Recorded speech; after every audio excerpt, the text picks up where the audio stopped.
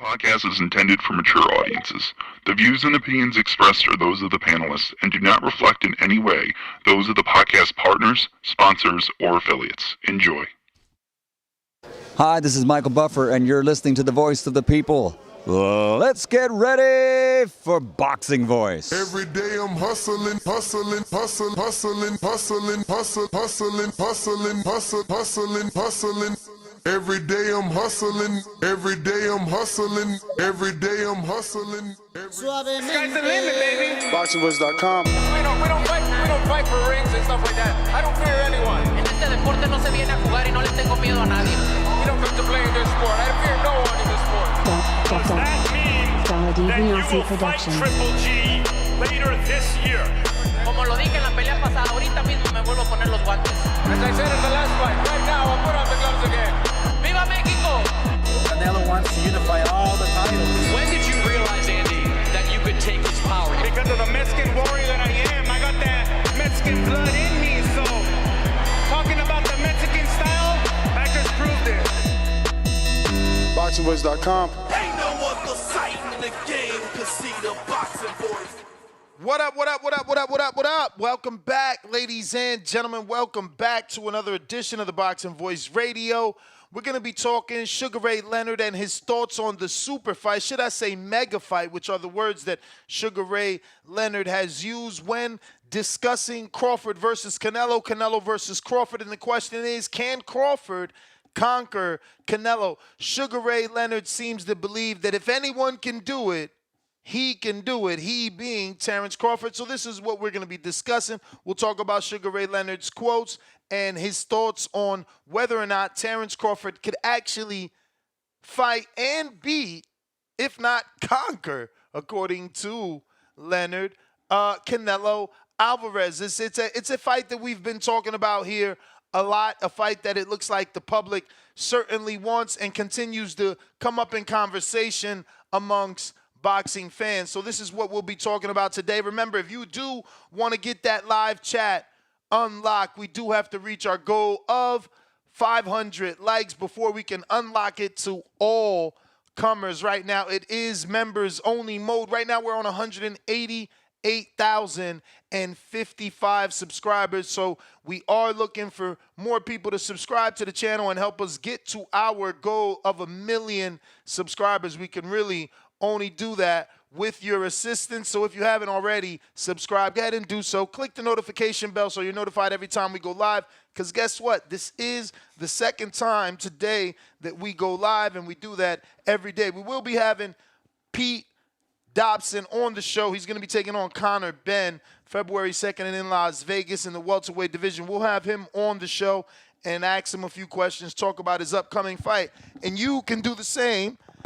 If you're a Patreon or a member, just head on over to our Patreon or members page, and you can drop your question for Conor Benn, and we'll ask it to him for sure. Let's get into it. We are discussing, obviously, Terence Crawford moving up to 168. It's been the talk for some time now, and it's kind of the fight that everybody knows Crawford wants. The question is he going to be able to get it? Will Canelo Alvarez and Al Haymon present Terence Crawford with this offer to face Canelo potentially May 4th? Now, Crawford was the former undisputed at welterweight, former unified or fully unified. Now he no longer has the IBF, as the IBF did strip him and elevate Jerome Boots Ennis because Crawford didn't make that fight. Now, he had a rematch clause that was holding him up from doing any real fighting. He had to decide what he was going to do against Earl Spence. That seems to be out of the way now. You know, that fight seems to be out of the way, and, you know, it looks like Crawford could move on. Now, there's been some rumors from Australian websites that Tim Tszyu had failed negotiations, and now he's going to be, you know, facing his attention to Terence Crawford. But we don't know how serious that is, as Erickson Lubin came out and said he'd never pulled out at anything. He never even got an official offer. But Terence Crawford was nominated for Performance of the Year, Fight of the Year, Knockdown of the Year. So many different categories that earned him attention with this Errol Spence fight. The question is, can he do that at 168? Now, everybody knows that boxing superstar Sugar Ray Leonard, who fought most of his career at welterweight, was able to accomplish this very feat. He was able to go up in weight as high as 168, capturing the WBC middleweight title, and 175, where he captured titles against Danny Lonelade in the 9th round knockout. Londell, I think. In the 9th round back in November 1988. Damn, shout out to Jay-Z. Still spending money from 88. So, when it comes to Leonard, he can believe the unthinkable because he's been able to do what people believe Crawford can or can't do. So once again, this is what we're talking about when we open the phone lines. This is what we'll be looking for your opinion on Sugar Ray Leonard being able to do it, having done it, and believing that if anyone can do it, it would be Terence Bud Crawford. Leonard believes that Crawford has the kind of skills that it takes to be able to move up. And then you got to consider Alvarez isn't the biggest foe. 5'7", 5'8", not the tallest, fighter in the bunch. So they definitely match up in height. Now, where they may not be the same is in that natural weight, but we do know that Crawford posted after the Earl fight that he was up to 190.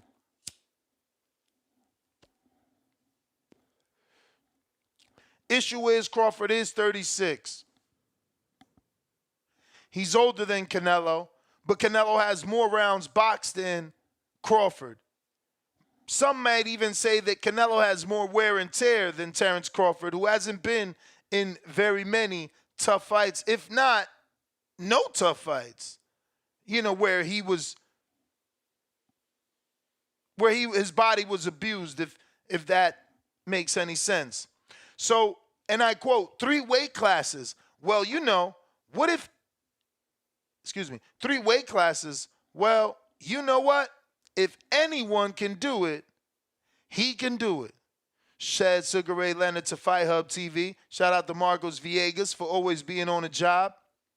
About Terence Crawford wanting to move up 3 weight classes to challenge Canelo Alvarez for undisputed in the middleweight championship. Now, Crawford might be able to stay at his normal fighting weight and use his speed to try to defeat Canelo, but that's where a lot of people feel that he's going to lose, is in the speed because of the added weight. He will be packing on 15, maybe 20 pounds. Is he going to be as fast as he once was at welterweight? Will he still be as elusive and slick as he was at welterweight? Or is he going to be slowed down just enough where Canelo can catch up to Crawford? So obviously that's kind of the part of the allure, right? Like, what if, can he, and basic challenges that are presented with, such a task. Again, Leonard credible because he done that. Duran, he done that. So, these guys know what it is Crawford wants to do, and they were at the weight that Crawford now is fighting at. The difference is, Leonard, like Crawford, started at 35. So again, more reason why it can be done, because Duran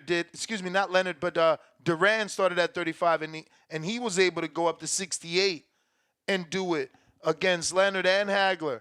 So no real reason why Crawford wouldn't be able to do it. And again, when considering that the guy he's going to fight isn't Gennady Golovkin, it isn't, an overly big 68-pounder. It's a guy that himself started at 140 once upon a time. And I don't think there's a bigger fight.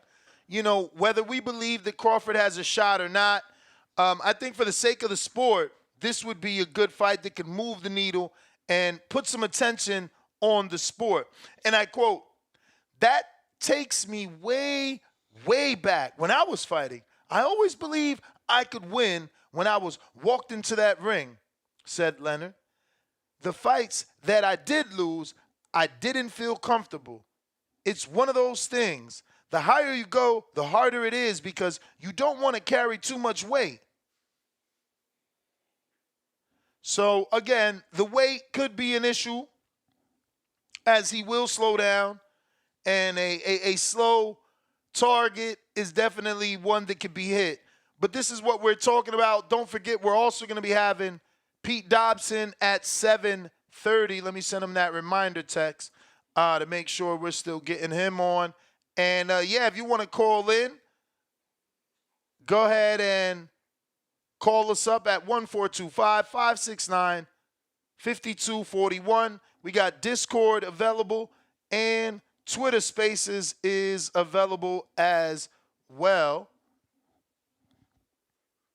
So feel free to call in. Looks like I got somebody on the line, so let me go ahead and check just who this is. Remember, smash that thumbs up. It's going to help with the visibility of the show. And if you want to unlock the live chat, go ahead and smash that thumbs up button. We'll also get that live chat opened up so that not only members but anybody can go ahead and chat. We do need those thumbs up as that helps with the algorithm, helping put this particular episode in the eyes of other boxing fans that don't know. We rocking out multiple times a day. Looks like we got Jay Will. What's up?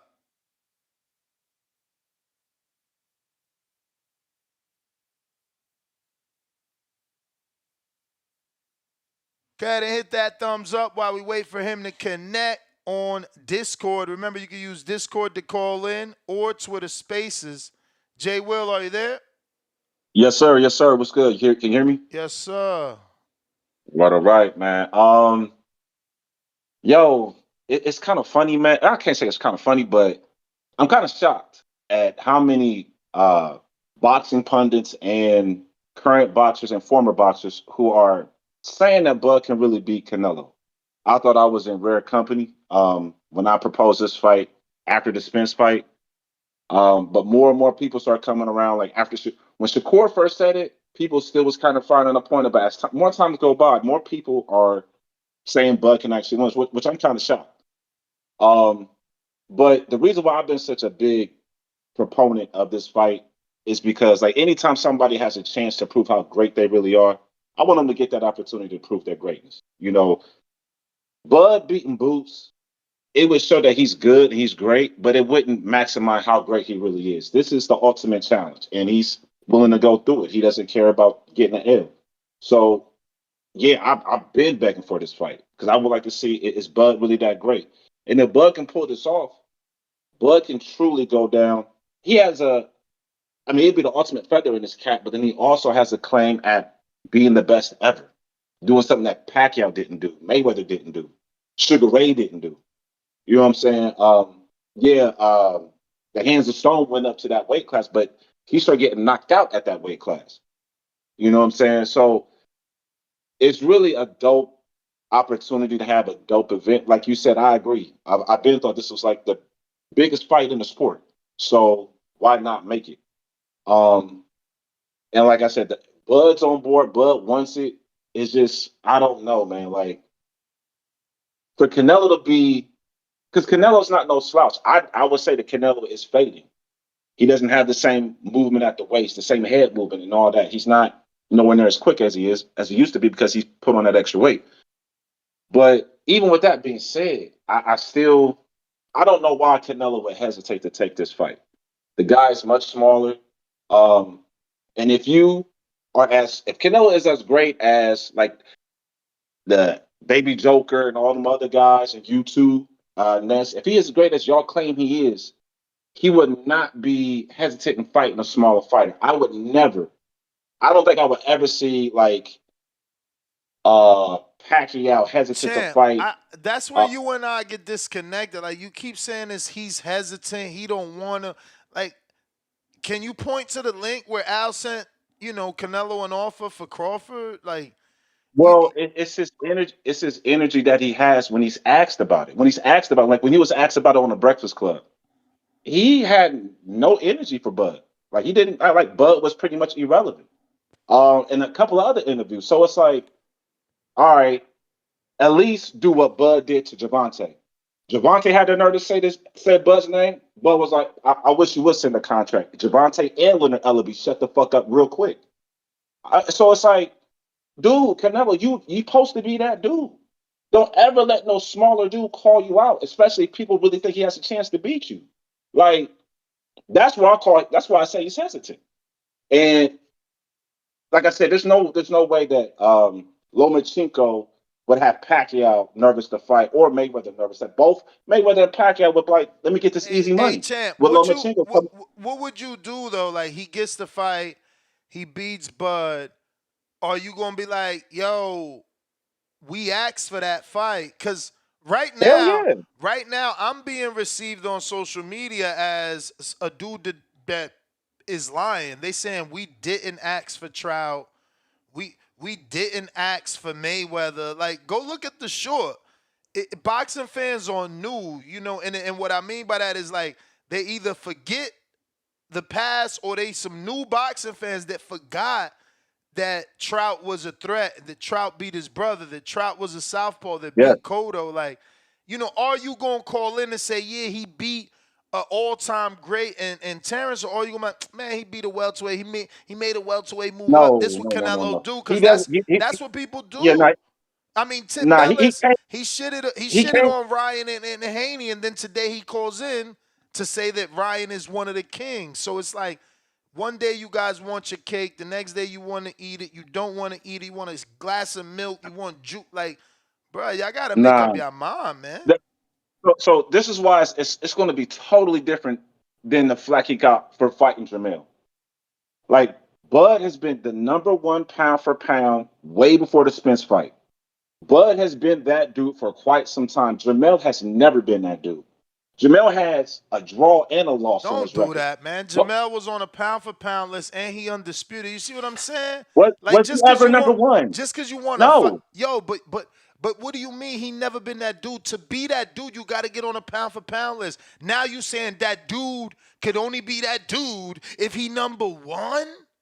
Like, if he #1 on a pound for pound. Like, you change the goalposts regularly. No, not at all. Don't do that, Ness. Come on, bro. Come on, man. Like, no, it's Jamel. Is this a clear put it like this? If Bud and Jamel was to fight today, Bud's the favorite, clearly. I just think it's very disingenuous of you to say that Jermell Charlo has never been that dude. When we literally said Jermell was the real Charlo. Jermell the one holding up the Charlo name.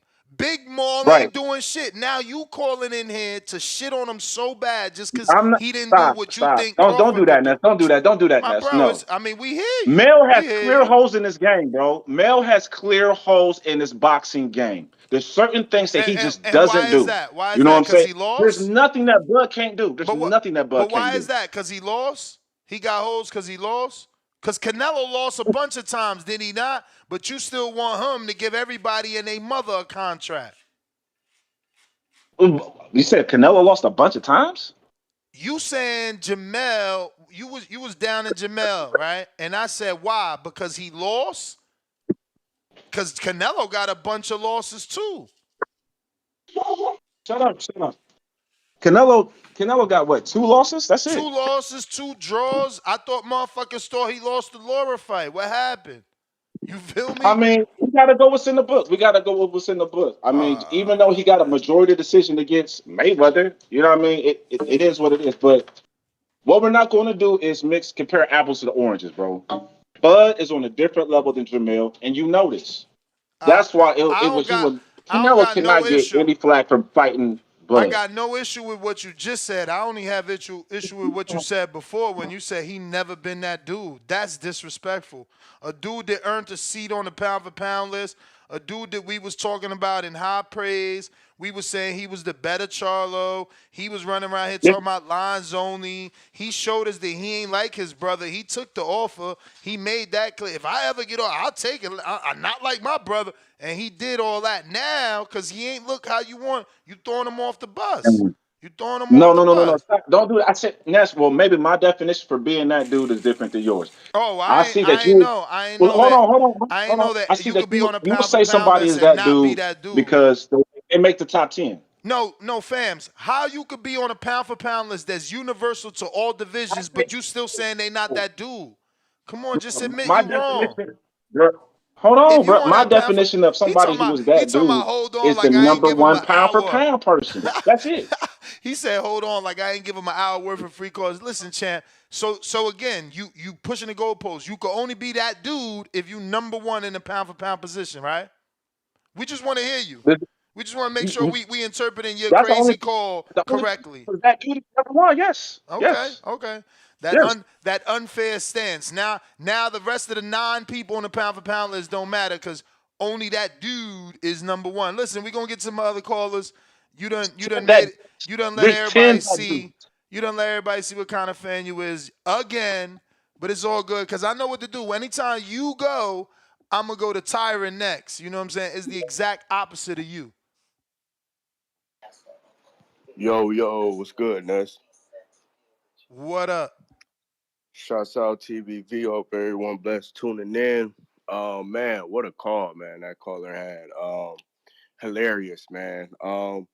It just seems like when it comes to Canelo, the goalpost is always moved. Like the fact that you were saying he was hesitant about the Crawford fight is just like, come on, man, y'all push these narratives and throw these narratives out.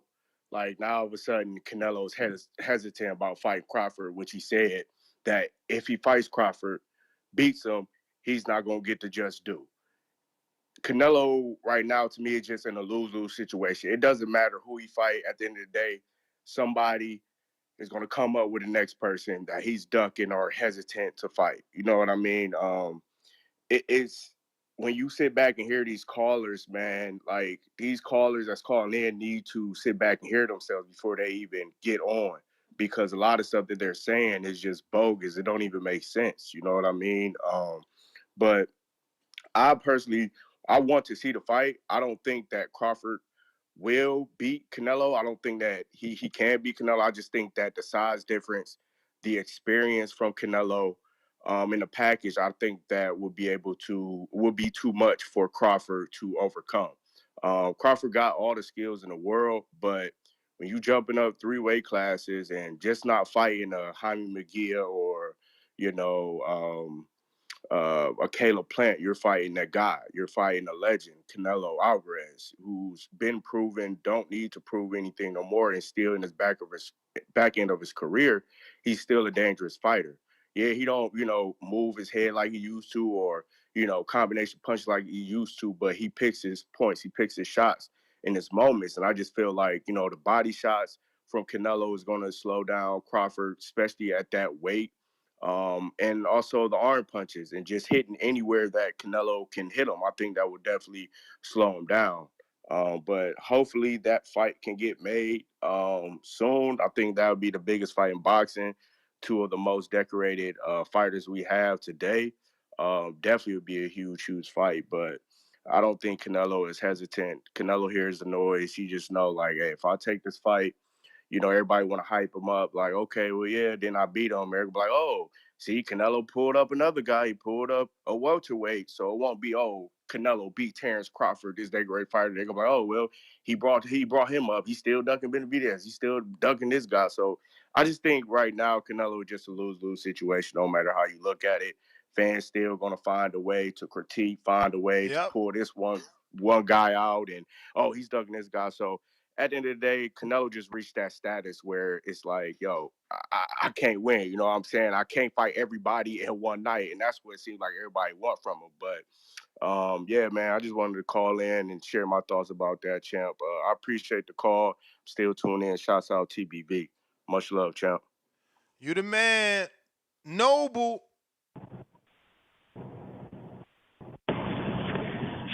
Peace. Shout out to the place that raised me, Grand Rapids, Michigan, and Detroit, Michigan. And shout out to the place that pays me, Las Vegas, Nevada. I'll say this, man. Terence Crawford, that's Canelo.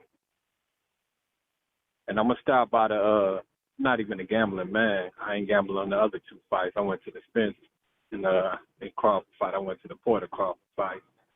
But I'm going to start by the M, and I'm going to drop a rack at the sports book on my way to the T-Mobile Arena. This shit ever go down.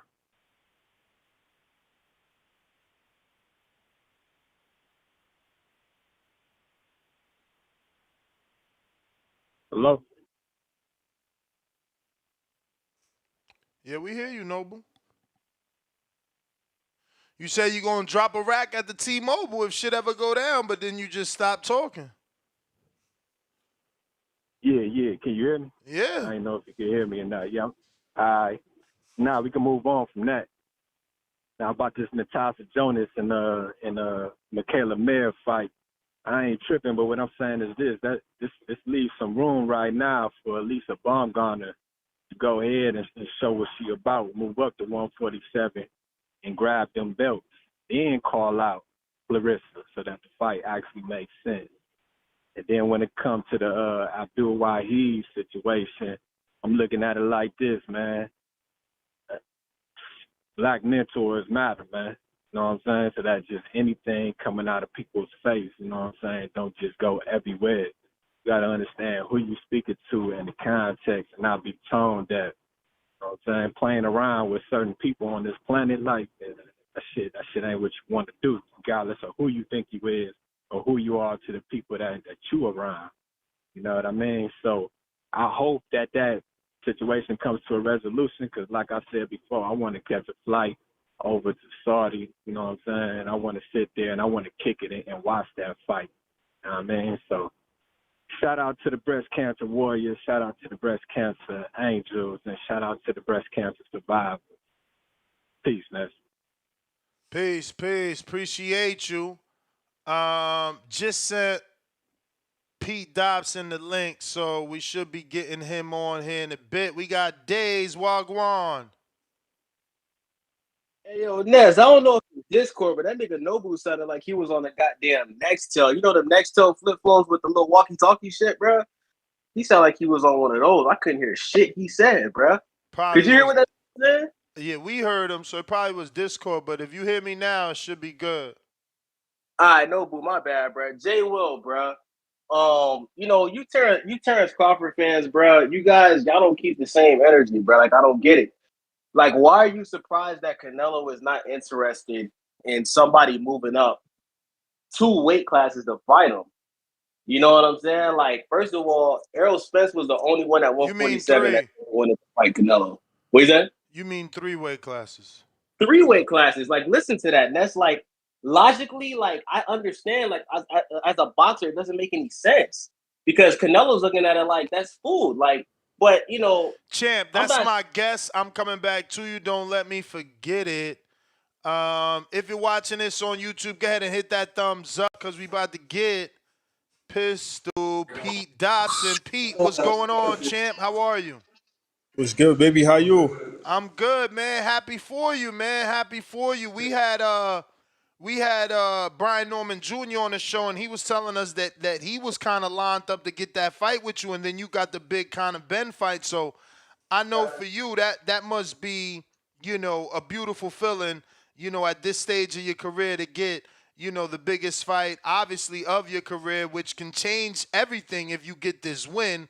Or should I say when you get this win? Come on, don't disrespect me like that, brother. Like I said, I said, should you get the win? You feel me? But listen, talk to us, man. When did you get the call? Did you get enough time for this one?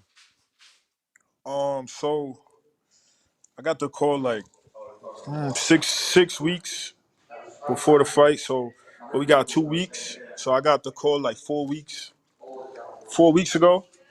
But that's enough time for me. Feel me? And yeah, I was supposed to fight Brian Norman, but I wasn't supposed to fight him until March. You feel me? They gave me like 12 week notice for that Yeah, fight. that date was for March 2nd. I'm shocked. You must really. I mean, either it could be a combination of both things, right? Either the money for Conor Ben was amazing, or you really think you could beat him because you took the shorter notice fight when you had 12 weeks. That's damn near 3 months to prepare for. A kid who would have been you would have been his toughest assignment till date. So just give us the mindset. What made you choose Conor under short notice and under those terms over, 3 weeks out with Top Rank on a fight that's nationally televised? Yeah, the money, man. It was a lot more money. Feel me? I got offered maybe like 5 times the amount. Feel me? And Gotta respect that. yeah, so it was mostly money. That's it. I've been waiting for a good money fight. You feel me? And I feel like it just lined up perfectly. Cause lately I've been damn, y'all niggas is loud, bro. I've been trying to live like a fighter all year round. And it just so happens like when I decided to do that, I started getting these phone calls. You feel me? Yes, sir. So obviously, Conor Ben is a powerhouse, man. The dude throws a lot of punches. He packs some good power. He's knocked out some guys that good welterweights couldn't knock out. You know what I mean? Like who?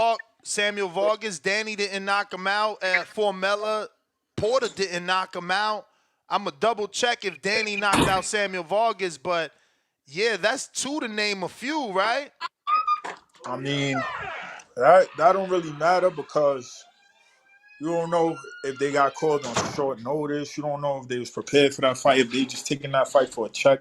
Like, none of that really matters. Like, I feel like he's green. If you watch him fight, you could tell he don't have that much experience. He's just athletic. All right, bro, be safe. So you don't believe in Conor Ben's power? I mean, he must have power, but we gonna see if he really got power. You feel me?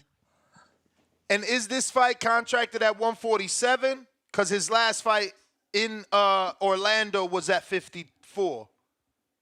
Nah, it's at 150.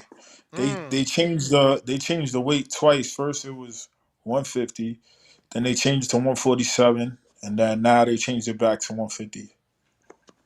Damn. Does that bother you or does that help your psyche? Because in your mind you like, look, he can't even make the weight he contracted. They got to keep, redoing the You see, contract. like as a fighter, I don't think about shit like that. I don't give a fuck. I just want to fight, bro. Like the fans and the people who like that. If you're a real fighter, none of this shit matters to you. Like we gonna get in the ring and we gonna fight. We can fight at 154, 160, 168, 140. But I can't make 140. But you know what I mean. I don't care about weight class or none of that shit. We getting in the ring and we gonna fight. It's a fight. I've been fighting for 17 years. Like there's nothing that he could do that I haven't seen before. And I've seen him fight before, and I didn't think he was good. So like I don't know what the hype is. Like I feel like his people made a mistake matching him against me because I feel like even those opponents that he beat that were good, they wasn't hungry. They always like on their way out. You feel me? They always on their way out. They wasn't hungry. Like he ain't fight nobody hungry. Nobody who ain't getting no shine yet. That's trying to get shine. That's trying to come up. Like his wins don't impress me. He had a nice knockout against Chris Algieri, but you feel me? It's boxing. After that, he fought like a bum against that last Mexican he fought. You feel me? For sure. So you don't.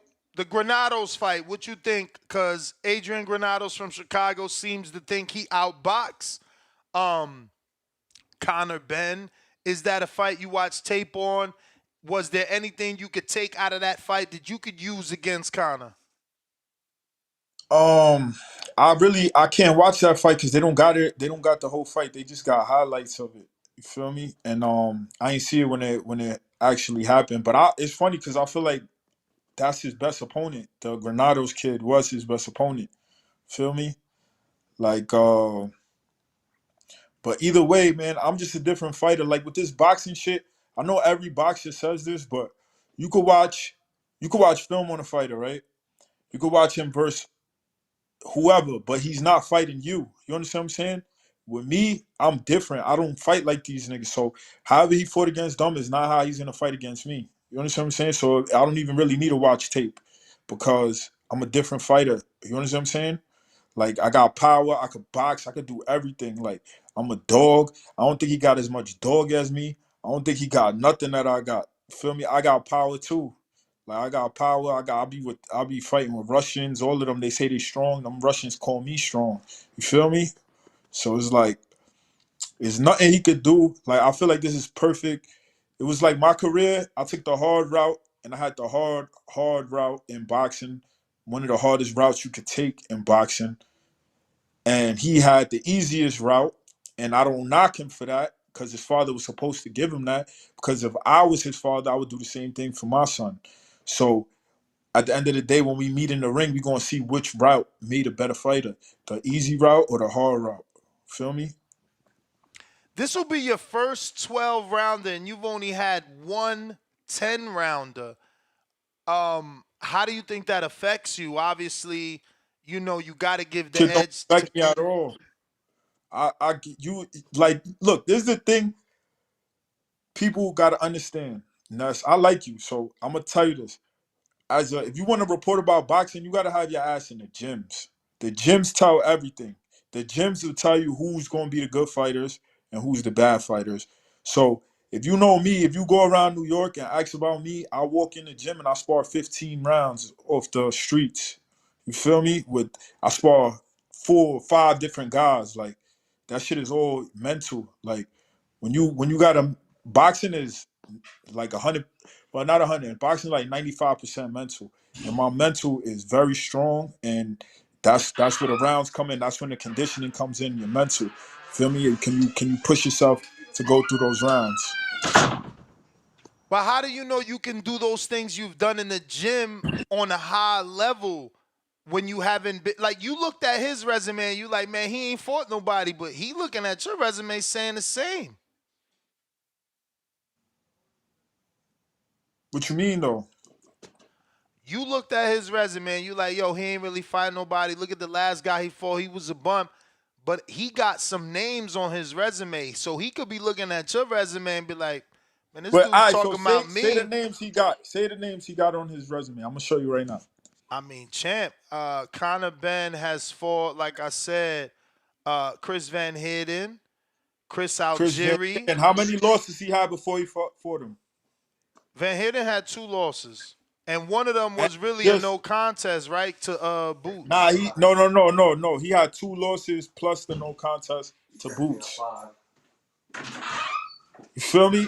I mean, 2 losses. So, I mean, we ain't throwing away fighters for 2 losses. Gabe Rosado got 6 or 7. And he got no power. But that's what I'm saying. He's not a Gabriel Rosado. He got 2 losses when he stepped up against good fighters. I think he only beat 1 okay fighter. You feel me? Like every opponent that I don't even need to talk. We gonna see. I'm gonna show you. Just like I told you before. Every time I spoke to you last time, I told you like I make great decisions, man. This boxing shit. I'm a fucking boxing genius, bro. I'm gonna beat the shit out of this kid, and y'all gonna see. You heard? So you don't got a rematch clause because they didn't believe you could win, right? Or does he have a one-way rematch? I got a 3-fight contract with Matchroom, brother. Yeah, but you don't have a rematch clause with Conor Benn. Oh, no, I don't got a rematch clause with him. Nah. Do you know if he has a one-way? Like, if you beat him, does he have a rematch? Nah, I don't even think. I don't know. I didn't hear nothing about Okay. that. I just heard that I got a 3-fight deal and paychecks is looking lovely. Feel me? That's great, man. I know you've been wanting that for a while. That's actually, you did better than your nemesis, man. I know. You know who I'm talking about, Tula. He know who I'm talking He about. not he not my nemesis, He man. your I wish him nemesis, the best. champ. He your He's not nemesis. my nemesis. It's just this the sport of boxing. Boxing is a competitive sport. So it's like me, like right now, there's niggas out there that want my spot. You feel me? When I came to Florida, they told me he was the best welterweight in Florida. That's the only reason I mentioned the nigga's name. I didn't know who he was. I'm from New York. So I got nothing. It ain't nothing personal. He ain't my nemesis. I want everybody in my weight class. You feel me? So like now he's out of the loop. He He lost is. his fight. He lost his opportunity, and I'm in the loop, and I'm about to capitalize on my opportunity. And then next thing you know, oh, Peter ain't fighting nobody now. Oh, Peter's fucking all these niggas up. You feel me? Then everybody would have jumped on the Let's go. bandwagon. And that's Hey, that's how this man. boxing shit goes. Like look at Terence Crawford. Nobody believed in Terence Crawford when he was fighting on I Top mean, you Rank. can't say nobody. He was on the pound for pound list and shit like No, no, that. no, It no. I'm was not talking about right now. I'm not no, talking no, about right no. now. I'm talking I'm about talking about back then. Remember, he still was on people pound for pound. Even though there was people out there that be like, "Yo, who he really fought?" He was actually on the list though, because he had already nah, but undisputed I'm talking 140. about when he fought Prescott. Oh yeah, that's a That, long time ago. yeah, that's what I'm saying. And it's like there's most fighters like until you get people say, "Oh, who did you fight?" But people don't understand like the fights that I've taken, your favorite fighter hasn't even fought fights like that. You understand what I'm saying? Just because you don't know the guys I fought guys that your favorite fighters wouldn't fight because they hungry and they on the way up and they undefeated and they just as hungry as them. They're gonna fight somebody who lost, who's just fighting now for money. Some fighters just fight for money. It's called selling your chin. And they already got losses. They just want to get a check. And they sign up, they got a little name, they getting them last checks off their name. The fighters that I fought, you probably don't know them, but them niggas was hungry and they was real fighters that people don't want to fight. And I fought them. I got a couple questions here from the people. James Valdez, San Antonio, Texas says, "What do you feel is your greatest advantage going into the Conor Ben fight?" Experience. I got more experience than him. I'm taller than him. I'm stronger than him. I hit hard. I'm a dog. I got a million advantages. Feel me? Let me ask you this. If you beat Conor Ben, let's say Saturday, When I beat Conor Ben, when you beat Conor Ben Saturday, Chris Eubank Jr. jumps in the ring. He calls you out, says, "Yo, I want that fight at 160." What do you say? let's do it at 154. See, cause you gotta consider that Conor's that crazy. He was going up to 60. The fight was contracted. Like none of that plays into your mind that this kid was willing to move up that high, knowing that Eubank has fought as high as 68. He beat Reginald Quillen at 68 for the IBO title. He's fought Billy Joe at 60. None of that But I don't crosses know. your I don't know mind. where I don't know where his mind is. He could be crazy, but a lot of the niggas is crazy, but they ain't stupid. You feel me?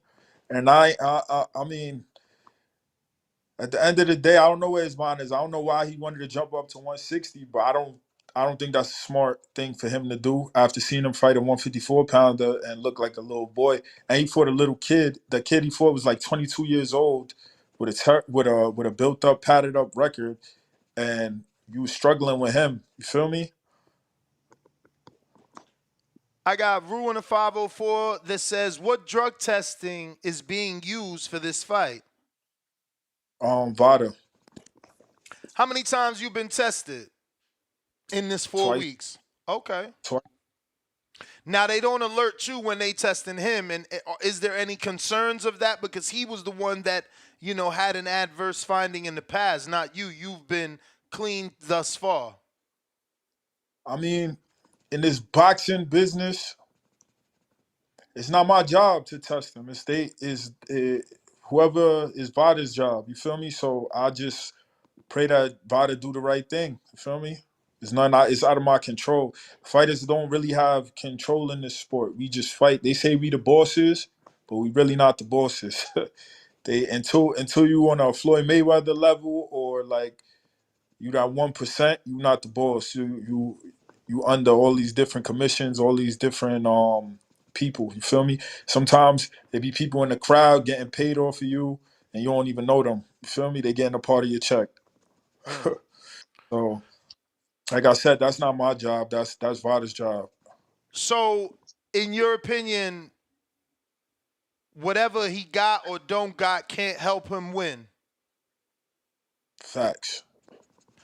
Alex Vega, West Palm Beach, South Florida. You were in attendance for the Conor Ben last fight in Orlando and very animated during his bout. Were you aware that there was a possibility you could get the Ben fight then, or did your presence help you get noticed? I think it's funny that he was there because he like a lot of people don't know that I was at his fight. Nah, he I covered really... the fight. He covered the fight for us, and he came back and told us that you got kicked out. He said that you kept heckling so bad they had to escort you out. Yeah, but I feel like I was doing what I would do at any fight. You feel me? I feel like I wasn't doing anything. I just feel like the crowd wasn't like, cause I'm from New York. You feel me? In New York, there'd have been like 10, 20 people saying the same shit I'm saying. But I guess because we was in Florida and everybody was relaxed, like it made me look more animated than I actually was. Because all I really was doing was giving his opponent advice, like telling his opponent what to do. You feel me? So what And you were then saying? I'll just tell him that he's a midget, keep jabbing him, he's stupid. Look, he don't know what to do. Da-da-da-da, shit like that. That's all I was saying. And if I was if I was to say that at any fight, you think they would kick me out for that? Nah. That's what I'm saying. So it was like I feel like I wasn't even, it was just the crowd was so quiet and I was the only one talking. I was the only one cheering for the other guy. You feel me? The Mexican dude. I got James Benitez in Alabama. He says, you know what, my G? Don't let me down. I'm going to bet on you. Not because you were plus 600 or how you bet on the, oh, I guess he meant beat the shit out of Wilfredo. You a dog. So question, what's your thoughts on Tank ducking the Devin Haney fight in Saudi? Also, if you would win, would you fight Devin, or what next you may want to fight? I guess he's driving, but I guess he meant who would you want next after Conor? Would you fight Devin? Dan, that's a lot of questions, Pete. Pick one. I would love to fight Devin Haney because Devin Haney's mad little and I'll beat Devin Haney up. And any of those I wish I could make 140 because right now 140, 135, those are the biggest, other than the heavyweights, that's the biggest division right now. So if I could make 140, I'll go down there and fight them because that's where you will make the most money, fighting Ryan Garcia or one of them. Even Rolly is doing his thing, getting his name out there. And boxing, I feel like boxing right now, the promoters ain't doing the job. The fighters is doing it. You feel me? And that division, those fighters are promoting themselves the right way. So of course I would love to fight them. It makes like you make the most money fighting them. You feel me? And that's what I fight for, this bread. I don't fight for nothing else. You feel me? I fight for, I'm a competitor and I like to compete, but also I'm trying to get paid. Whichever fights make the best money is the fights I'm trying to take. You feel me? Nah, for sure. Obviously, there's been a lot of talk of Devin Haney moving up and fighting Conor Ben. You could spoil those plans and obviously end up being Haney's, welterweight fight with the upset in your fight. Have you ever contemplated fighting Haney? I know you just said you'd beat him up, but is that a fight that you ever considered and, I guess played out in your mind? Nah, I never considered that fight. Like, I don't even think he would come up to 47, to be honest. You feel me?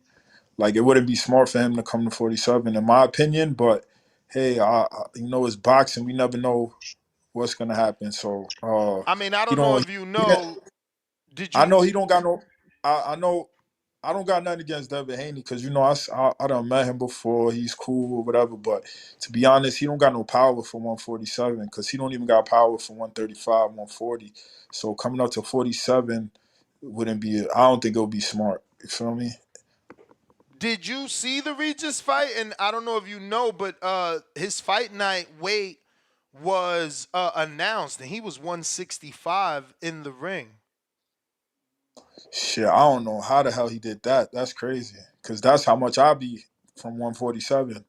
Yeah, that's why, the Tank and the Haney shit has become such a talking point because he got, he gained 25 pounds. And you But say that don't he mean got nothing, though. Floyd said that weight class shit don't mean nothing. Floyd used to come in like 2 pounds. He used to weigh it at 47, coming at 150 the next day and fuck everybody up. That weight shit don't really, it matters on your style of fighting. And I feel like with Devin Haney, the way he fights, that don't benefit him being heavy like that. You feel me? Mm-hmm. But you did mention the power. So you think the knockdown was luck, foot placement, or did you not know that he knocked down Regis? Now I know he knocked down Regis, but it's boxing. You can knock down like anybody could get knocked down. You get caught with the right punch. It's not always the hard punch. It's the right punch. You get caught clean, you get dropped. Like you could fight somebody who hits mad hard, but if they can't hit you clean, you ain't going nowhere. Fight somebody with not that much power to hit you with a clean shot right in the button, and you could get hurt. You feel me? It's boxing. It's like timing, everything. So just because he dropped Pregis don't mean he got power. You Where spoke was that about power? Where was that power in all the other fights he had? You ain't lying. Like Linares, like when he fought Linares, I think that was one of his best performances, and it showed that he really don't got no power. Cause he was hitting Linares with everything, feinting the shit out of him, catching him, boop boop, everything he threw, he was hitting Linares with it, and he couldn't hurt him. You feel me? Yeah, that was and the issue with that fight was that Linares always gets knocked out. This now only the second time that he don't get knocked out was by Haney and Catterall. His other 6 losses by knockout. Yeah.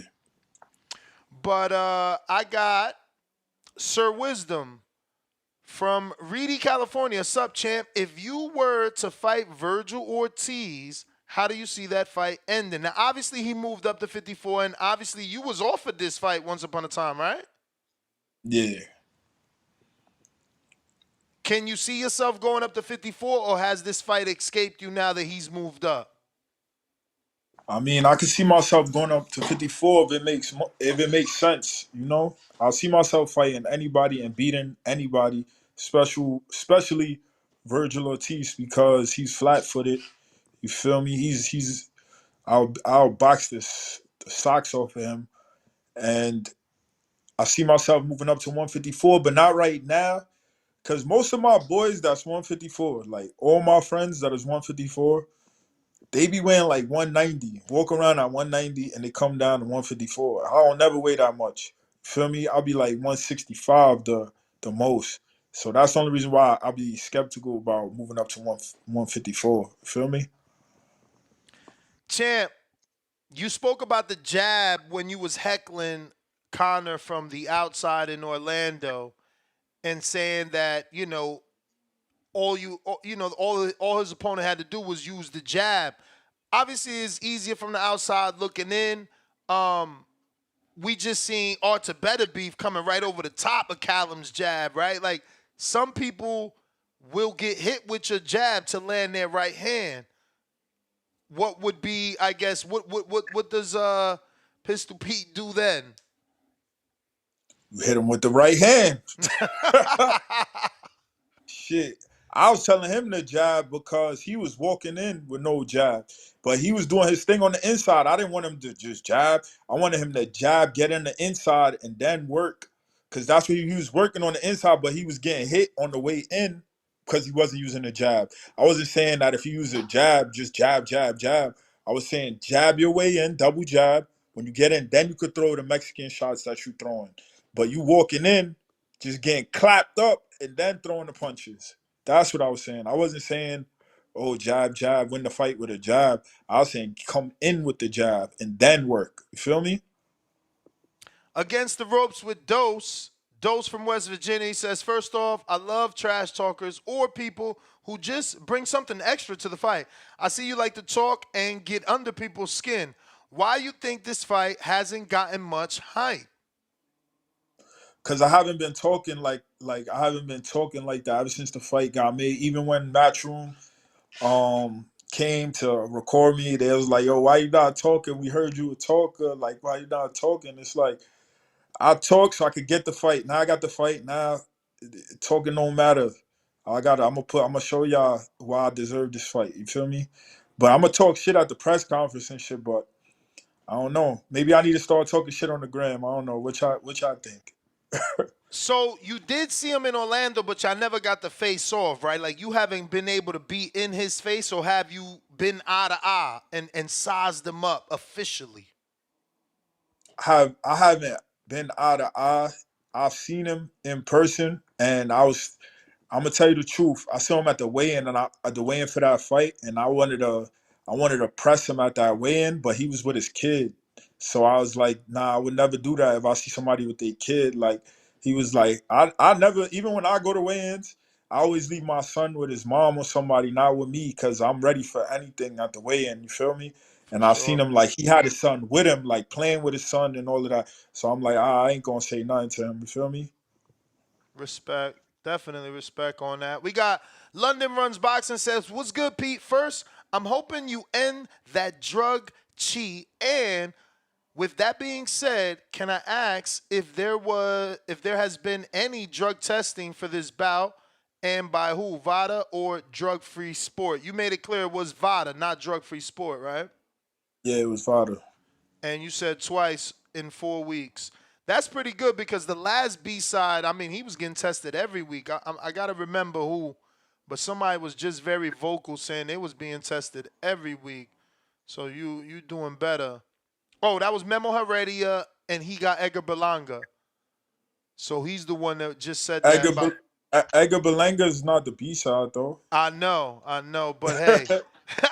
But hey, his strength and conditioning coach is complaining. But that is all the questions, Pete. Man, I do appreciate you. But you was about to say something? No. I was gonna say I fuck with you, man. This is the best. Appreciate you, man. The best joint going on right now for boxing. Like I said, yo, y'all boxing. What are y'all called again? People who report about boxing. My bad. I'm a little slow. I mean, it all depends, man. Some people want to be journalists. Some people want to be reporter. I'm just a podcaster, man.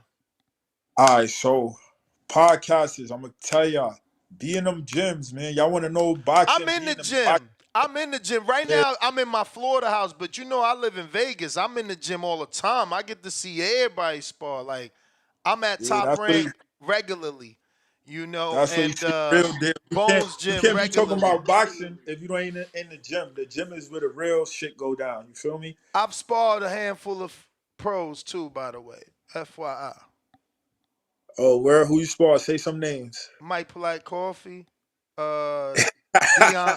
Dion Nicholson, because I'm a heavyweight. You know what I'm saying? Dion Nicholson. Shit. Big Zang wanted to spar me. I had to tell him, "Oh, champ, I'm just a podcaster." He seen my size. And Sean George talking about, yo, give him some round. I'm like, nah, champ. I'm just a podcaster. Take it easy.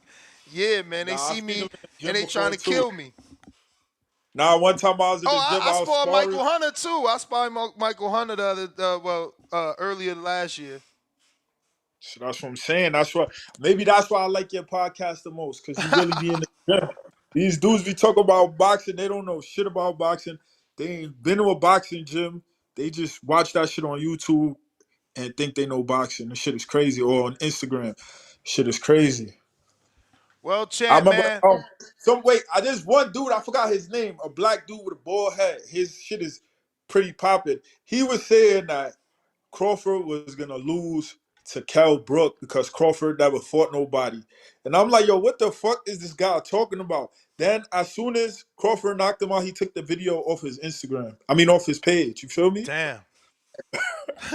But Yeah, we get a lot of that backtracking, man. But yeah, you already. I All right, appreciate you. champ. Nah, I appreciate Everybody, you, tell man. everybody tune in. I know you busy with camp, so we appreciate you giving us some time.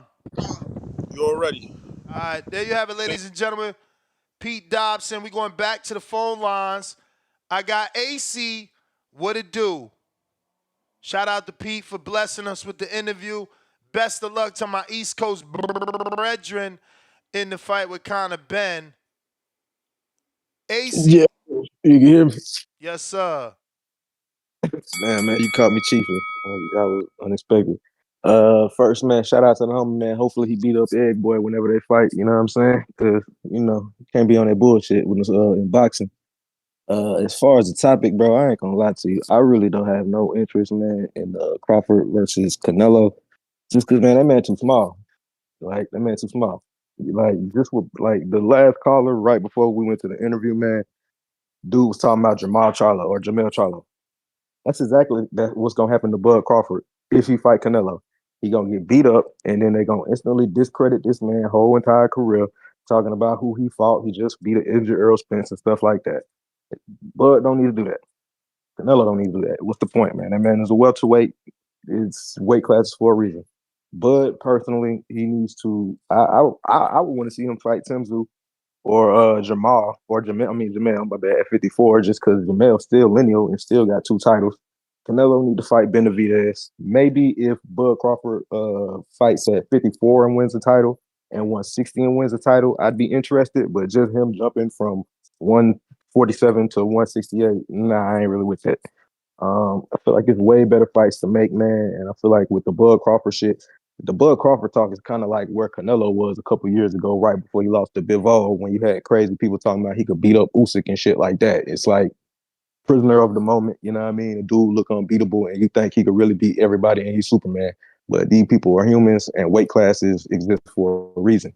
You know what I mean? It's not no discredit to Bud Crawford. He's just not no super middleweight. You know what I mean? If he works his way up and gets some wins at them 2 divisions below, maybe it might be interesting, but until then, I'm not really with that shit, man. It's a whole lot of fights, man, that even if you think Bud will win them easily, he will get a whole lot of credit for. He get a lot of credit for Boots. He get a lot of credit for Tio. He get a lot of credit for Timzu. He get a lot of credit for Jamal Charlo. He get a lot of credit for Janabek. Janabek is the 160 unified champ. There's a lot of fights that he could take, man, that are great legacy fights for him. He does not need to move up to 168 and get beat up in a size mismatch and then have everybody discrediting him, talking about he ain't never did nothing. Because people already discredit Canelo. So as soon as you lose to Canelo, you instantly become a nobody. Look at everybody he done fought already. What y'all think gonna happen to Bud Crawford? And then like hardcore boxing fans, maybe y'all think that shit is interesting, but most casual fans is gonna look at it and be like, he's just dragging up a smaller person. So I really don't even think that people talking about this will be this huge selling fight. I really don't even think so. Like, what's your selling point? He's pound for pound #1, jumping up 3 weight classes to beat the dude who's the undisputed champ that done beat up everybody. Like, that's not, nah. Weight classes exist for a reason, man. And it's way better fights that would get both them dudes way more credit and legacy. And if Bud manages to work his way up through the weight class.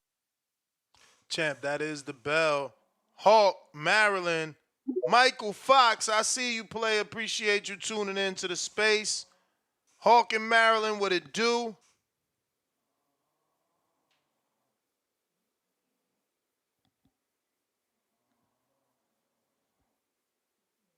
J. Will counterpunch. Can you hear me? Oh, I hear you.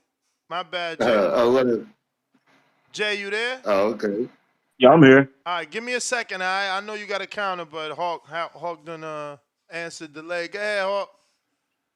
Oh, okay. Ain't too much. What up, Ness? Working hard. That's a great interview. So, when is that fight? Conor Ben fight? February 2nd, I believe, but I'm double checking. It is February 2nd. 3rd. Okay. Yeah. All right. Well, let me check that out. I saw that interview with Sugar Ray. Yeah, he did do it. He went up before Donnie Milan and knocked him out. I think Milan was like he was 175 and Ray was weighing like 168. So he still had Ray by like 8 pounds when they fought. But so Crawford and they are talking about doing it. Canelo. Well, no, this is Sugar Ray Leonard just giving his thoughts on the potential fight and saying that if anybody could do it, it's Crawford. No Oh news yeah. as to it officially happening. Oh okay. Yeah. Oh yeah. Well, I saw that one. Then yeah, yeah, he could go up there and do it. He could go up there. Canelo ain't just no walk in the park though. But he go up there and do it though. But did you hear about the Tyson Fury getting dropped and dude leaving the camp now? Yeah, man. I mean, if I don't know the sparring rumor, I can't really talk on it because you know how it is. It's a sparring rumor, and a lot of people Yeah. like Well, spawn I to heard two spawn. sides. Okay, but it's like two sides going out. Like the dude wasn't good enough, so Tyson that got rid of him too because he wasn't good enough. So, but we're gonna see. We're gonna see. But yeah, I ain't got a lot on that. I'm just like, yeah, Ray has done that, but that damn Canelo do hit. I don't know. I'd rather see the Benavidez. But yeah, that's my call. I ain't really got much on that. Ness. Great show, bro. Appreciate you, champ. Appreciate you, Jay Will. Yo, can you hear me? Yes, sir. Yeah, I gotta holler back at some people who called in after me. The dude who sounded like he was underwater, he was like Canelo's damned if he do, damned if he don't. That's That horse damn shit. Canelo do it. I don't know. I Um, don't know. I didn't see the Benavidez. what? Nah, you good. I had to get Hulk off the line. Okay. Yeah, it's he said damned if he do, damned if he don't, and it's like if he fights Benavidez, I mean if he was talking strong about Benavidez, we wouldn't even be suggesting this Bud fight. You know what I'm saying? So if he would fight somebody in his own weight class, we wouldn't be asking him to fight the number one pound for pound, 2 or 3 weight classes below. But most pundits and most people in boxing saying he's not even going to fight Benavidez in that contract with PBC. So I gave up on the Benavidez fight. So I will hope I can get the Bud fight. Then the other caller, AC, called in and saying like Bud's going to get credit for fighting Jamal. I mean, man, first off, he said Jamel. I'll give him credit for fighting Jamel. No no elite professional fighter should get any credit for beating Jamal at this current state that he's in. Like Jamal, I don't know if people forgot how he looked against Jose Benavidez. He didn't look that great, beating a guy with one leg. So it's like I don't see if people. I don't know. People just don't really watch these fights or just be watching these highlights. But Bud can outbox Canelo, who was slow and flat-footed, for 12 rounds. He probably can't stop him, but he can outbox him like Mayweather did. So it's not like this impossible feat. You know what I'm saying? Let me remind y'all again. Bud has not. Bud has actually stopped every single welterweight he got in there with. Every single welterweight he has stopped. So I think him and Tim Tszyu will be a decent fight, actually. Tim Tszyu's a lot younger than Canelo. So I think Tim Tszyu would probably give up just as good a fight as Canelo. But me personally, I would like to see Bud get his chance at greatness. Boots is not proven to me, man. Boots has not beat one elite fighter. So it's like, why does he get to automatically go fight the number one pound for pound? Like without even proving himself. Bud could beat Boots, and then that Boots win cannot turn out to be that great if Boots turns around and lose after Bud. Like, nah, shit. If people ain't really for years, it took people to demand a Benavidez fight for Canelo. So I'm not under the pressure that Boots or that Bud has to fight Boots right now. So come on, y'all, man. Buzz that dude, man. Give him that chance at greatness, man. That's my call.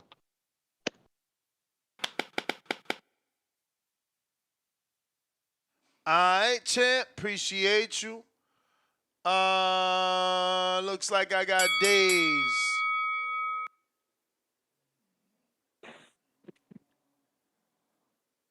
Next, What up? Jay Will is a prime example of the problem I got with Bud Crawford fans, bro. You just said that Boots hasn't fought a top fighter at 147, but Bud hasn't fought a top fighter at 168. You talking about a man going up 3 weight classes, bruh, and you have the audacity to say, well, I don't know why Canelo doesn't sound interested in the fight. Why would he? Why would he? Come on, man. Like, I don't get it, bro. Like, y'all don't got a problem with Bud saying that he don't want to fight Tio, he don't want to fight Boots, but y'all got an issue with Canelo not being interested in a man going up 3 weight classes to fight him.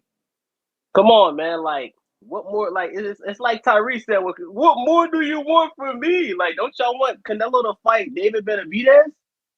You know what I'm saying? Like, come on, man. Canelo's at that level where, you know, if I was Canelo, I would laugh at that shit. Like, yo, this nigga want to go up 3 weight classes to fight me. I would laugh at that shit, bro, because it doesn't make sense. Now, do I want to see the fight? Yeah, I would like to see the fight. You know what I'm saying? Do I think Crawford will win? Nah. I'm not going to disrespect Canelo like that because Canelo, he's proven himself at that weight. You know what I'm saying? And I think him and David would be a bigger fight, in my opinion, than him and Bud. That's just my opinion. You know what I'm saying? You got 2 Mexicans, even though David is Mexican descent. You know, David Benavidez is proven at 168. So it's automatically a more competitive fight. You know what I'm saying? A lot of people think David's going to knock Canelo out, including me. I don't see Bud knocking out Canelo or you know, beating. I just don't see. Does he have the skills to do it? Yes. I'm not. He has a chance. He has a chance. And I respect Bud for having the courage to want to go up and fight Canelo. But you can't get mad at the face of boxing for not being interested in fighting the dude that's coming up 3 weight classes, bro. Come on, man. Let's just be logical. You know what I'm saying? Let's just be logical, guys. That's my call, man. Salute to the boxing boys. Appreciate you, champ. Counterpunch, Anthony, Georgia. What it do? Yep. You know where we at, East Coast. Hey, man, there's a lot of protectors out here. A lot of folks trying to protect Bud, talking about some old Canelo too big. Fuck out of here, man. What weight did Sugar Ray Robinson start at, Ness? Do you remember what weight Sugar Ray Robinson started at? Nah, man, I ain't a history buff. Sugar Ray, what? I'm Sugar pretty sure Sugar it was Ray like, Leonard, I could talk about. Sugar Ray Robinson? Sugar Ray Robinson. Man, what Sugar the Ray fuck? Robinson, nigga. Yeah. What yeah, the one of the goats, okay? One of the goats got to educate these people out here about Sugar Ray. All right, your granddaddy will call and tell you about Sugar Ray. All right, go ask him. He's going to let you know he had the fucking hands. All right, and I'm pretty sure he started at, what he started at, like a lightweight maybe? And moved up to welterweight and then moved up to middleweight, right? And he won championships of the world, welterweight, middleweight, undisputed, all that good stuff, you know, so, yeah, but I'm just using him as one example, you know. There's many other examples of guys who have Duran did it. Started at Manny Pacquiao. Duran did it. I mean, the list is longer than we could even sit here and name. Canelo so did all it. these protectors. Canelo did it. Canelo fought fucking Kovalev. What? You know what I'm saying? Kovalev walking around as a heavyweight. On God. On everything. I mean, listen, the thing is, ain't nobody protecting anybody. It's up to Canelo. He got to center off for Al. Like, you know, we could sit here and talk, but, like, it's going to take Canelo or Al to send Bud an offer. Well, somebody tell Canelo, stop being pussy. Take this smoke. Give Crawford that generational money so he can go ahead and go on home, because you know that's what he want to do. He ain't here for no more. I mean, he's like 39 anyway, right? He done had a long career. So it's time to cash out. Get him the fucking fight. I want to see it. I think it'll be a great fight. And you know what? I'm picking Bud. Yeah. If it ever happens, I'll be picking Bud. I'll put my money down on it. I think he can definitely beat him. Because I think really good, smaller guy, you know, usually the toughest fight is the guy 1 weight class below you. You know? Usually you don't see guys like, well, you know, I'll just cut down. There's 3 weight classes below, if you didn't know. 3? 3 weight class? Well, so they're going to fight at 68? Of course. You think? He wants Canelo's belts. Damn, that's a big ass jump. Whoa. That's one more division than Jermell. Lions only. Rawr, Charlo. He ain't showed no lion in that whenever he had the shot. You know what I'm saying? I fucking fell asleep watching him run around the ring. Anyways, that's a lot of weight classes. So maybe I take back a couple of things I just said. 3 weight classes?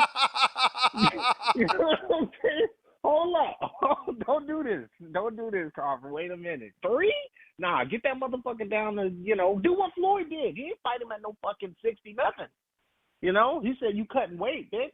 Now, he don't have that kind of pull in this situation. So obviously, if he wants to fight him, he's going to have to do this crazy. If he did it, fuck it. Fuck it. Why not? Right? If it's your last fight, it's your swan song. That's 3 weight classes. Has anybody ever went up 3 weight classes and won anything? I know Tommy Hearns fought at light heavyweight, right? He won a belt at light heavyweight. Am I tripping? Yeah, I mean, the only dude, I don't know that I even know anybody that moved up 3 weight classes at once, man. I'm not a historian. It sounds impossible. Like when you're saying it out loud, it really sounds impossible. But I mean, that's the kind of guy you don't bet against, So if he believes he can do it, I believe he can do it. So yeah, I appreciate the time, and I might hop back on. All right. Yeah, man. 3 divisions it is, man. He gonna have to go up and away. Up and away. What we got? Dom on a check-in. What up, CBV? What up, Ness? What up? I'm hearing people on the line saying that he shouldn't fight somebody 3 weight classes below him. And this is Canelo. I've watched him my whole life move up and down weight classes and pick on people above him, pick on people below him, and people love it. This will be the first fight with Canelo where suddenly it's an issue. They need to let Crawford fight this guy, regardless how many weights he's jumping. You got the guy calling you out after the biggest premier fight of the last year. We see all the awards coming out this month, the last month of Fight of the Year. Errol Spence, Crawford, he got it in most of the categories of performance, and he's calling you out next, and you don't give him the fight. I'm sorry, it's a duck. No matter how you look at it, he'd rather fight somebody, 1 weight division below him. The brother, the guy he just washed, he can't fight the guy who has been itching to move up in weight. He was just waiting for Errol to get the belts and get that fight together, and now he's ready to move on. He can't fight him. It's a joke. I mean, let's get it. I don't understand what's holding it back. PBC contract with the rematch. I don't know if they're trying to, hold him out the fight, but I hope we see it this year. It's the only one that makes sense. That's it for me. Peace, y'all. James.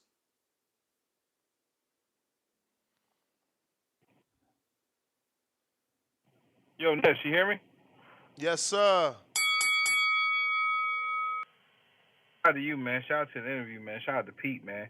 Yo, man, Pete a real one, man. He a real nigga, man. I mean, people used to say that he was done, washed and shit, man, from what they used to see on, they're like, man, he's just an Instagram commentator and shit, saying critiquing niggas boxing and shit, or he's with Team Combat League, so you really can't be all that. But, man, look, bruh, he a dog, man. He a dog. So, I'm putting my money, I'm going to stand on it, man. I'm going to bet on him, man. And I believe that he can do it, man, because Conor ain't looked that great in his last fight. And, I mean, with VADA, the eyes on the sport, and all that other stuff, we got to really see, man, if he can really beat a dog without any extra juice, man, allegedly. So we got to see that first. Now on to this topic for tonight, man. I mean,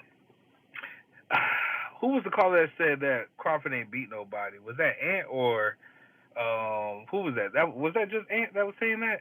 Saying that Crawford ain't beat nobody in his career, so why can't Boots get a chance or some shit like that?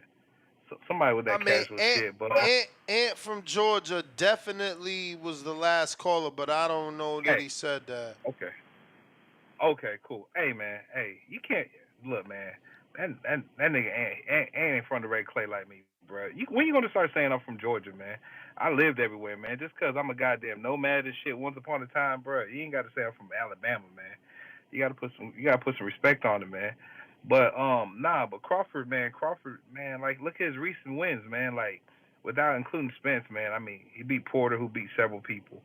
He beat goddamn Kavalauskas, who turned around and beat, man. Shout out to Michael Fox, man. I know you in the chat, man. I hope he get bounced back, but he beat my man Fox. So you know how I be campaigning for him. And then you got Jose Benavidez, who some people want to say one leg, but shit, this nigga went 12 rounds with damn Danny Garcia, and he went the distance with Jamal. So is he really that bad?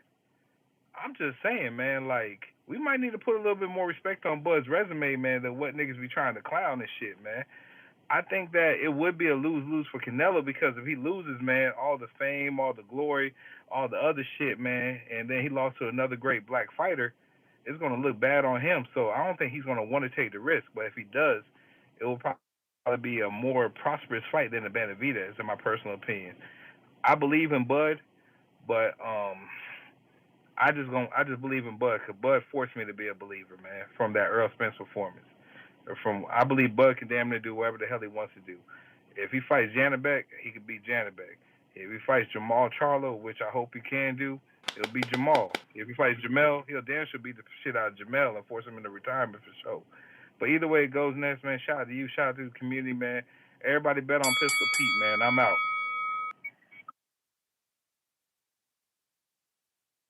Appreciate you. We got Mac and Cheese in Las Vegas with the $10 cash app. He says, when you coming back home? Ben has some Christmas trees for you. Champ, I just got here. I'll be back in a bit. Hold that, though. You feel me? Hold that. You know I need it. Let's see what we got.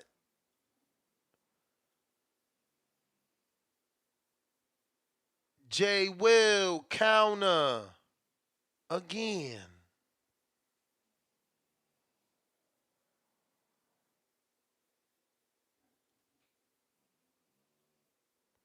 Don't forget to smash that thumbs up. We hear you, champ.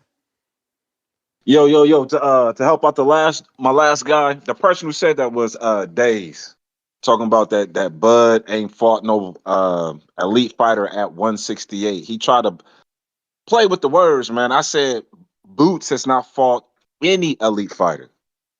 I'm not talking about just weight divisions or anything like that. Boots has not been proven. Boots has not earned that fight with Bud. Period.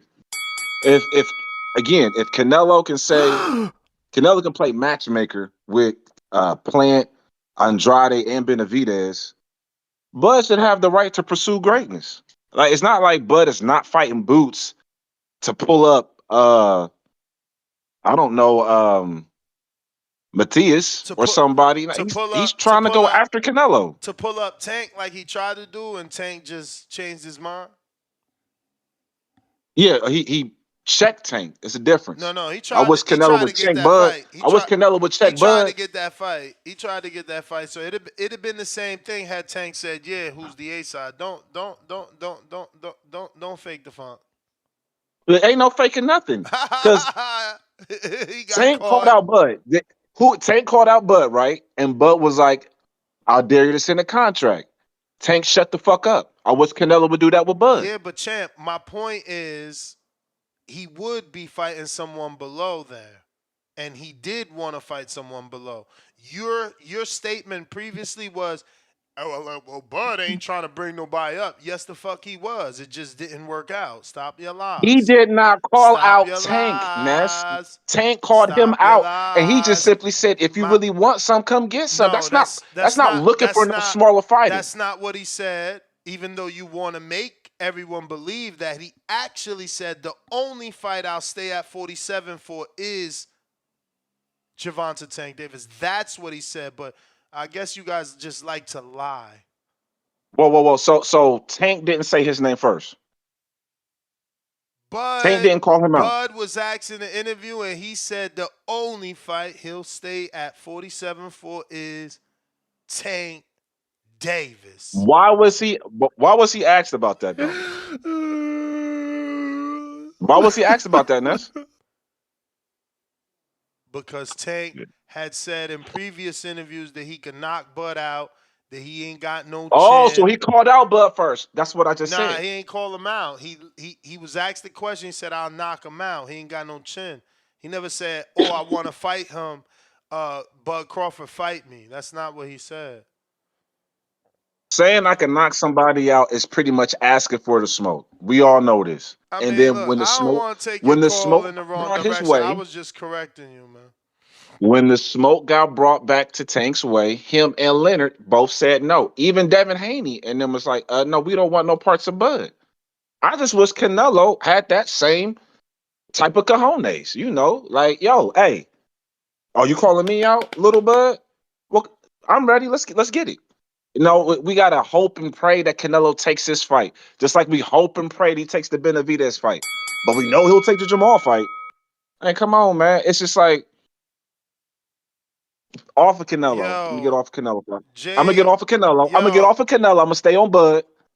My thing is what Bud. Champ, that was the bell. But James Benitez sent you 2 counter punches, and he said he agrees with your boot slander. What's going on here? I'm just saying, man. Like, you know, Canelo even had to prove himself to get the Mayweather fight. He had to fight Trout first. You can't fight Villa and then be like, all right, I should be able to fight whoever the fuck I want. Nah, bro, you got to fight at least somebody that was proven. At least, like if Sean Porter wasn't retired, Boots versus Sean Porter would be a great, you know, proving himself fight. Then all right, yeah, now I can get the Bud fight. But like, you can't just go from Villa to Bud. It just makes no sense. It's never been done in boxing. So no, I'm not in the camp of Bud needs to fight Boots. Hey, champ, so you can't go from Villa to Bud because Villa's not a champ and Bud's a champ? No, Villa's not an elite fighter. I've never seen somebody go for the number 1 pound for pound, and correct me if I'm wrong, and that person's never fought an elite fighter. No, I was just trying to see, you know, how you sum that up, because I'm just looking at it like, okay, Bud beat Earl. Does that mean he could beat Canelo now? Like, you talking? No. I mean, I just think that before the you know, Boots Canelo fight, before the Earl fight, not even Bud thought he could beat Canelo. He was like, nah, this weight class is for a reason. What? 68? I ain't going up there. I mean, it was after the endorphins hit him from the win. And then you know, also how Canelo looked against Jamil. He couldn't stop Jamil, 154 pounder. Nah, it was more about the meteoric rise after the Earl Spence win. You understand? Some of that, yeah, definitely some of that too. But I feel that he sees what I said on my first call is like Canelo's still better than most fighters, but his movement at the waist, how quick he used to move his head, his slip game, his punching speed doesn't slow down. He slowed down in general. You know what I'm saying? And I think Bud feels like he slowed down just enough, and he's not punching like how he used to punch. He slowed down just enough for him to get that dub. Credit though, like I don't think that Canelo should do it because y'all gonna say he was a welterweight that was 36 once Canelo beats him, if he beats him. Never. You know? Right now, Bud is a Hall of Famer, and he's going to go down as one of the best. Champ, you can't say never when those are the facts. The facts are he's 36. The facts are he's a welterweight, and the facts are he started at 35. This facts. You can't say, oh, ain't nobody going to say that. And those are the facts. It's on BoxRec. Right. So some people may say that, but I would say that they're not the most educated boxing fans because but look, it's literally. But I thought that about like the Canelo route, right? Like I would be forced to call you uneducated because I lived through Canelo era, so I've watched him fight guys that Jay Will has demanded, and you didn't give him credit. So Give me one fight. I mean, all of them, bro. You sit here and act as if he No, didn't. no. My brother, you and the world hold Canelo to a standard that no other fighter is held to. Like, again, he's fought 4 to 5 nemesis, and y'all still demand. Like, look, you in this call, you said Terence fought Earl. He should be allowed to do what he wants. Okay, well, Canelo fought Floyd, Trout, Laura, Golovkin 3 times, Kovalev, Danny Jacobs, undisputed a Ness. division. Oh, you see, you don't want me to talk anymore because it's like, damn, No, man, no, no. why, Go ahead. why you No, bringing because why you that's not bringing up what he my thing was did? always been this. My thing has always been I'm you can just saying, fight you a giving touch up or one two. You can guy. fight a touch up or two, I'm just trying but to eventually give us a understand. 50-50 fight. Eventually, and he doesn't like doing that I'm just until trying to we beg for a 50-50 understand. fight. I'm just trying to understand why your opening call said Bud beat Earl. He deserves the big fights now. So Canelo did all he do. He don't deserve nothing but to keep doing whatever you ask of him. But Bud, No, but no, you said Bud don't have to fight Jerron for that reason. Like you because said that. he's going for a harder fight in Canelo. So Canelo's going that's from the a thing. hard fight to a easy fight. It's a difference. So what about when Canelo, his trainer was saying, oh, we about to move up the cruiserweight. That's a harder fight than Benavidez, but y'all made it seem like it ain't. Oh, what about when Canelo said, I'm about to fight Bivol at 75? That was a harder fight than Benavidez, and he lost, and y'all still made it seem like it ain't. But you see how it's an No, no, no, unfair no, no, no, standard? no, no, no, no. No, it's We unfair. just know that there was a Just ready-made admit excuse. it. Just He was admit daring it. to be great. See, look That's at it. Okay, so that's not the same excuse your Bud got. Come on, stop shooting yourself in the foot. What you mean that Bud got hot? Bud ain't never had a chance to dare to be great. So, but you sitting here for 3 calls. You got 2 free counter punches. You paid for 2 counter punches. So the call is about Bud getting a shot at motherfucking Canelo, daring to be great. Champ, play catch up. Come on. Yeah, I know. All right. No, I mean, I thought I was off, but no, it's bro. You, I like how you twisted it, but no. At the end of the day, my angle is if Bud's trying to be great, and if he loses to Canelo, I mean, he's not gonna be the same amount of flack that you gave Canelo for losing to Bivol is the same amount of flack I'm gonna give to Bud to losing to Canelo. Not that much, because he tried to go up and be great. Now, you can't fault Canelo for fighting the #1 pound for pound either. You know, no people are asking for this fight. Nobody asked for Mel. Like you said, Al Heyman snuck in Jamel, right? Sure Nobody did. asked for that. He sure Nobody's did. asking for a finked out Jamal either. Yeah, I So it's like, don't know that people are asking for this Bud fight. Cause it's like on this channel, right? Like I'm not seeing numerous interviews with the big YouTube channels like Fight Hype and Fight Hub with them interviewing Canelo saying, well, Canelo, what's up with this Crawford fight? I mean, people just keep talking like it's not like you keep saying Canelo's avoiding this fight, but they're not even interviewing him about it.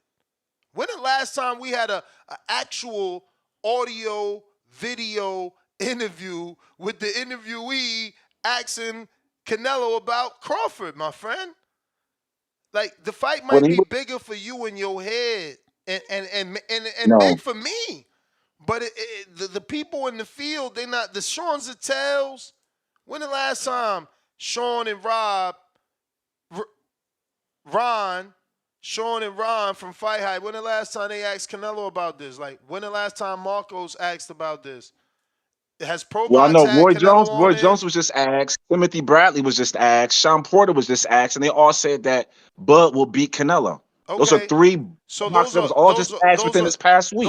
They was all just asked within this past week. Champ, none of those dudes back your story on these 4 to 5 calls of Canelo avoiding this fight, not really wanting this fight, not sending it. Like, they not even asking him about it. He being asked about Jaime Munguia. He being asked about David Benavidez. But you swear this fight is in demand. I'm just trying to help, figure it out. Well, so Ness, am I just hearing things? Am I hearing things, or did you not say at the beginning of the show that this is the biggest fight in boxing. Did you not say that? Because you did. I don't know if I said that, but I smoke a lot. So You said it. You said it. You said it. Clear as day. I mean, again, it's big for me and you. I said that 10 seconds ago.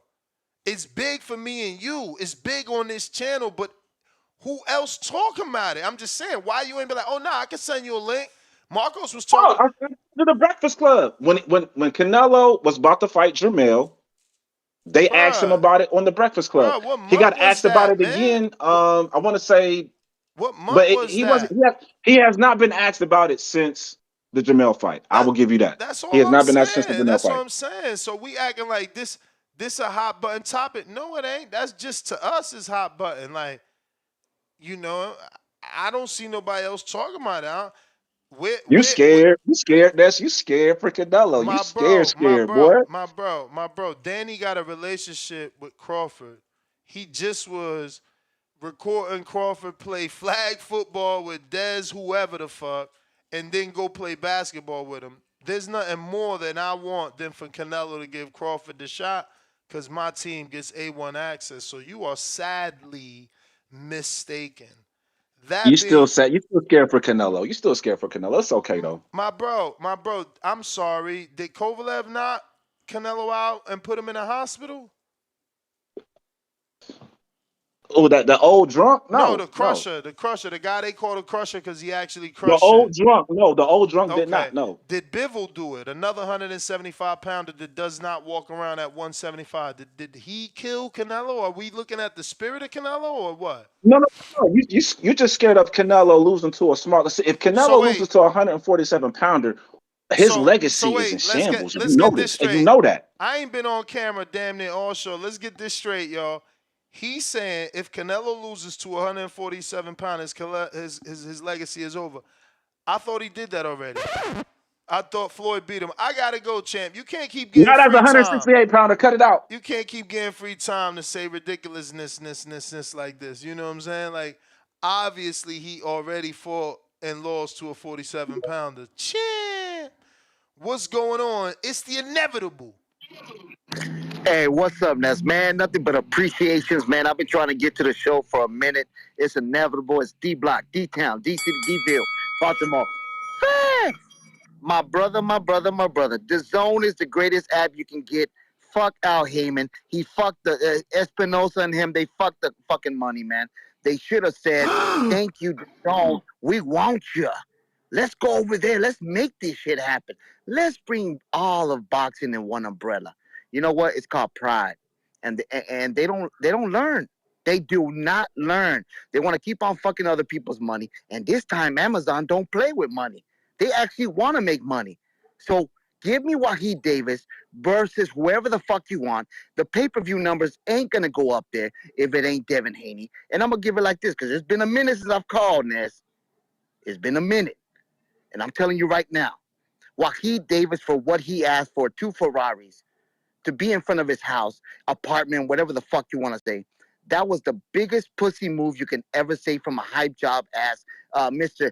I am boxing. I was made for this shit. But then you're asking for Ferrari? Are you asking Al Heyman to give you Ferraris to make the next fight? You were bitching about the money that you were making? Has Al Heyman giving you Ferraris, motherfucker? No, because you ain't that type of motherfucker. You ain't that shit. You're not the man. You're not Canelo Alvarez. And for anybody talking shit about Mr. Alvarez, Cinnamon, here we go. I'm telling you, look at the fucking resume. Look at the pay-per-view events. Who has he fought? He lost to 2 legitimate Hall of Famers. You can say what the fuck you want with Bivol. Bivol was one of the legitimate threats up there, young guns. He took him on, and he lost. So what? He lost to him. He lost to Floyd Mayweather, one of the greatest fighters of all time. You cannot say that. He is not one of the greatest fighters of all time. Give respect to fucking Cinnamon, Canelo Alvarez from Mexico. I'm Mexican bred and American made. That's how we do it, okay? Give respect to the man that showed you to get your ass down, eat some popcorn, drink some beer, do some carne asadas, and fucking see the fight. Stop hating on the man already, man. The motherfucker was on Forbes magazine. Where's Wahid Davis been at, Nez? I mean, he's been on other magazines, just not Forbes. No. Where's Wahid Davis right now, Ness? In his fucking $3 million condo, probably. Yeah. But where is he? Can he move anywhere out of the city? I don't know the legalities or terms of his probation. Okay. No. So I'm gonna let it go like this. If you fucking supplanting fucking Wahid Davis, limited in his own streets, in his own beats, trying to buy people off and shit from buying apartments and shit, and then being the man like Danny Garcia and his dad, Angel Garcia, going and knocking for the rent money, then fuck what you think. The real face of boxing is Cinnamon. Canelo Alvarez, made from Mexico, bred from Mexico, D Block, D Town, D City, D-Ville, Baltimore, stand up. Okay. Adrian D Block. Salute. If you're watching this on YouTube, don't forget to hit that thumbs up, man. That's absolutely free. Help me get to them goals. If you're rocking out with me, man, help me get to 1 million subscribers. Right now, we on 188,056. 188,056. So we on to the next one. We trying to get to 189,000 as a short-term goal. Long-term goal, a milli. You dig? You know what I'm saying? Where my Lil Wayne at, man? Let me see. Milli.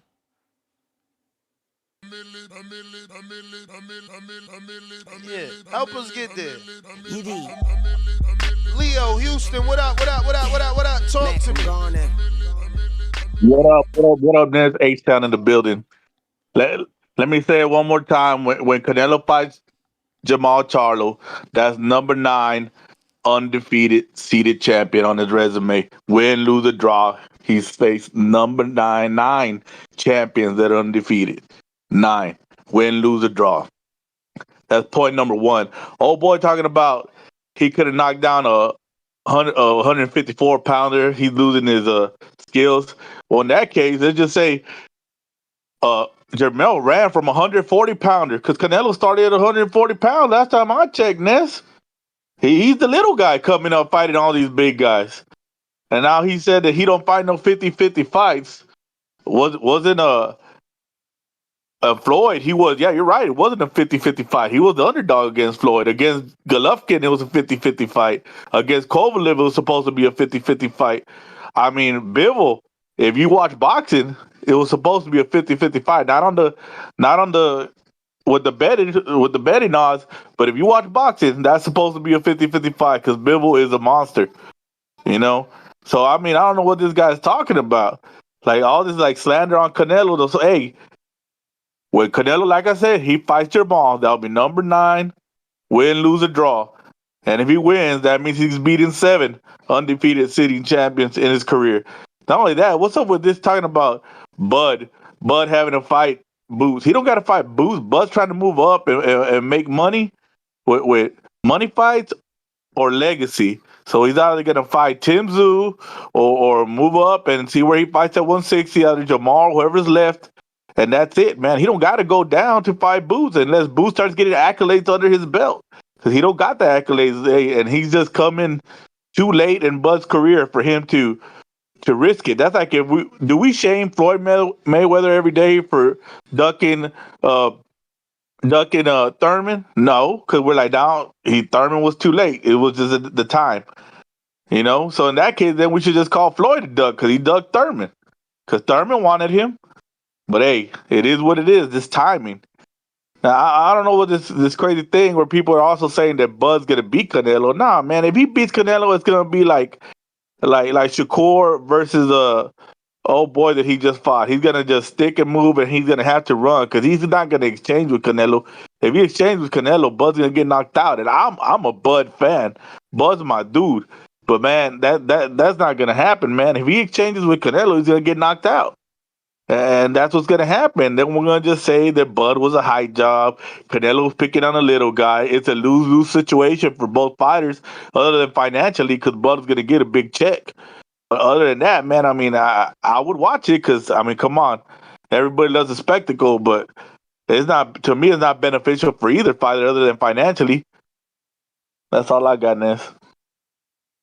H-Town, stand up. Khaled, what up?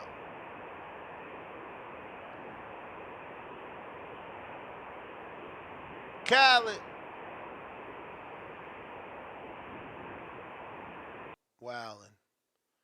Wildin'. Tech. What up? What's up, Ness? Can you hear me? Loud and clear. Appreciate the work you be putting in, bro. You kind of breaking up. Can you hear me? I hear you perfect, champ. Just take it away. Okay, cool. Let me ask you a question, bro. I just want to share my thoughts on the topic with you. So, as fighters move up in the ranks, at some point they become prize fighters, right? Yeah. What would you say the prize is? Money. In my opinion, it's the respect and love of the people because that's gonna keep the money in your pocket as you move forward. I see I wish that was it. I see the Crawford Canelo fight as a valuable fight because people calling for it, which means we'll be willing to pay for it. I would pay for it, and I think that Crawford matches up really well with Canelo. I think he I don't correct me if I'm wrong. Ain't he like an inch taller than Canelo? Yeah. What is Canelo? 5'7", bro, 5'8". Something like that. They both around 5'8". Yeah, he got a 74-inch arm reach. You got a what? 65-inch arm reach. So they match up pretty well for them to step in the ring together. It's people act like they never heard of Manny Pacquiao. He went up 8 weight classes. You see what I'm saying? So just like you, bro, I would love to see that fight go down.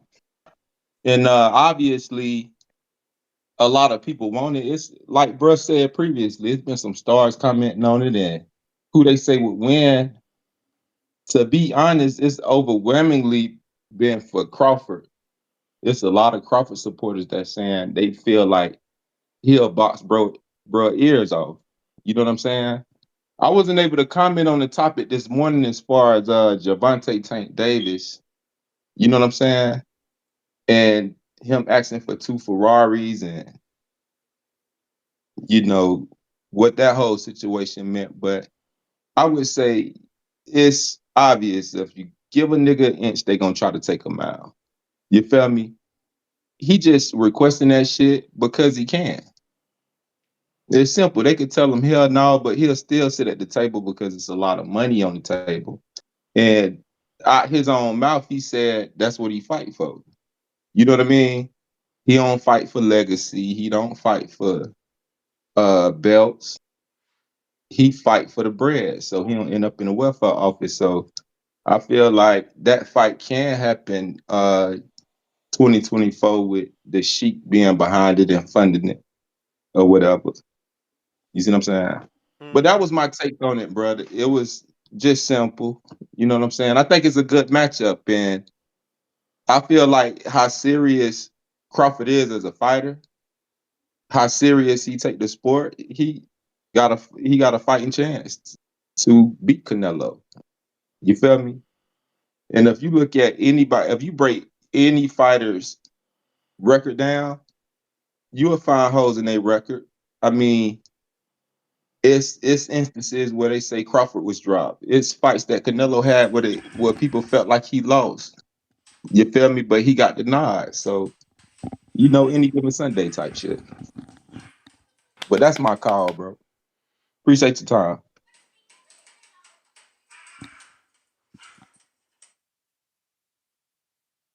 Appreciate you, champ. Appreciate you. Tip Bellis. What up?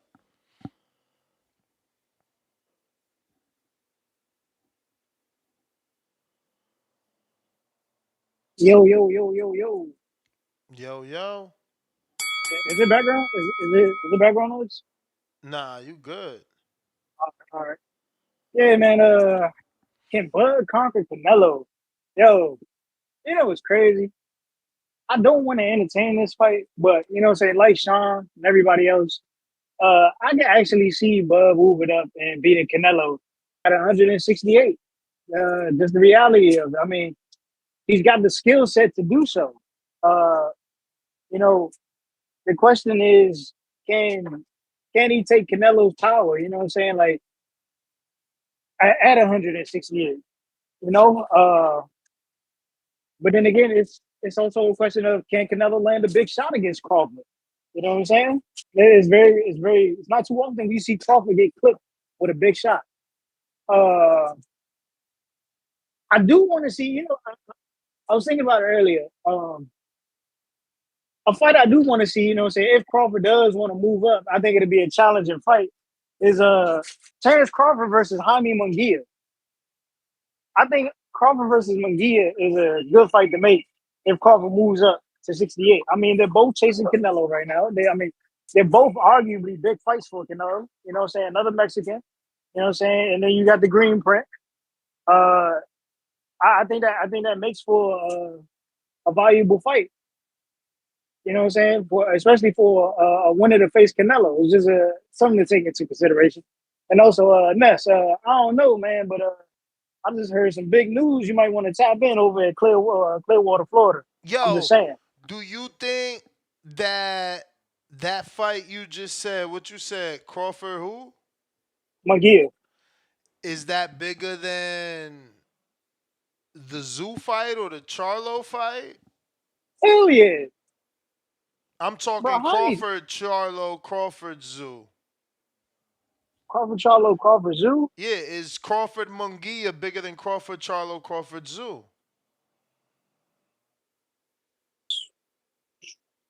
It depends on if the fight is in Australia. Man, you the one bringing this shit up, homie. Well, matter of fact, hold on. It's actually a hard toss-up, bro. You know, I'm gonna tell you why it's a hard toss-up, because Zoo got the belt. I think that's the only reason why it's a hard toss-up. But I mean, outside of him having that belt, I think him and Munguia, they kind of got the same name value. But I think Munguia has the better promotional backing. Like they'll actually promote Munguia to where they can sell it as a big marketable fight compared to Tim Tszyu and over there on the PBC.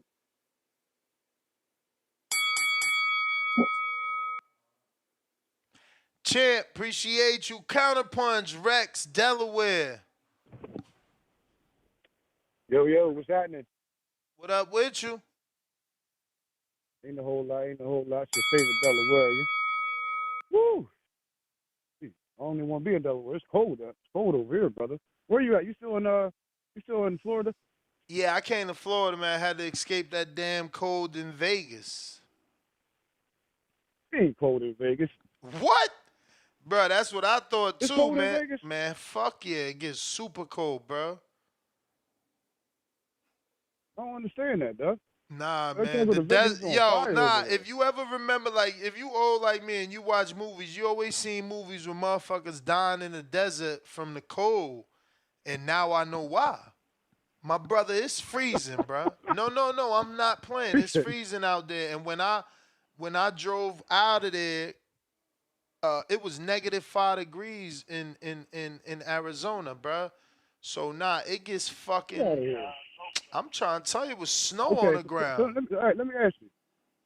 So in the summer I go out there, it's like 118 degrees. Yeah, in the the summer winter, is like hot. The -5? summer is hot. Fuck yeah, the winter it get cold, bro. And then the winds, man. They got crazy winds. That shit probably windier than Chicago, and it's freezing. Don't get me wrong, Chicago more cold, but that shit get cold, man. That shit get cold. But go ahead, champ. You just educated me. You learn something new every day. I wouldn't believe that if you ain't say that. And then I just came I from wouldn't Dallas believe it if I ain't last live weekend. out there. You understand me? I wouldn't believe a motherfucker if I ain't live out there, but I live out there, and it's cold. I know that's right. I just came from Dallas last weekend. It was 12 degrees out there. And I'm thinking like the further down south you go, the warmer it gets, is what I thought until I got down there. But anyway, on to the boxing, man.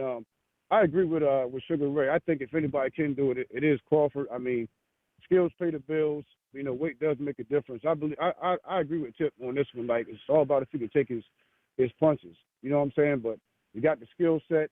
If he can take the power, he might pull it off. You know, who knows? I always thought that Bud's best course of action to get 3 times undisputed would be to fight Tim Tszyu and then fight Jamel Charlo. I just figure it's like an easier path, easier fights to make.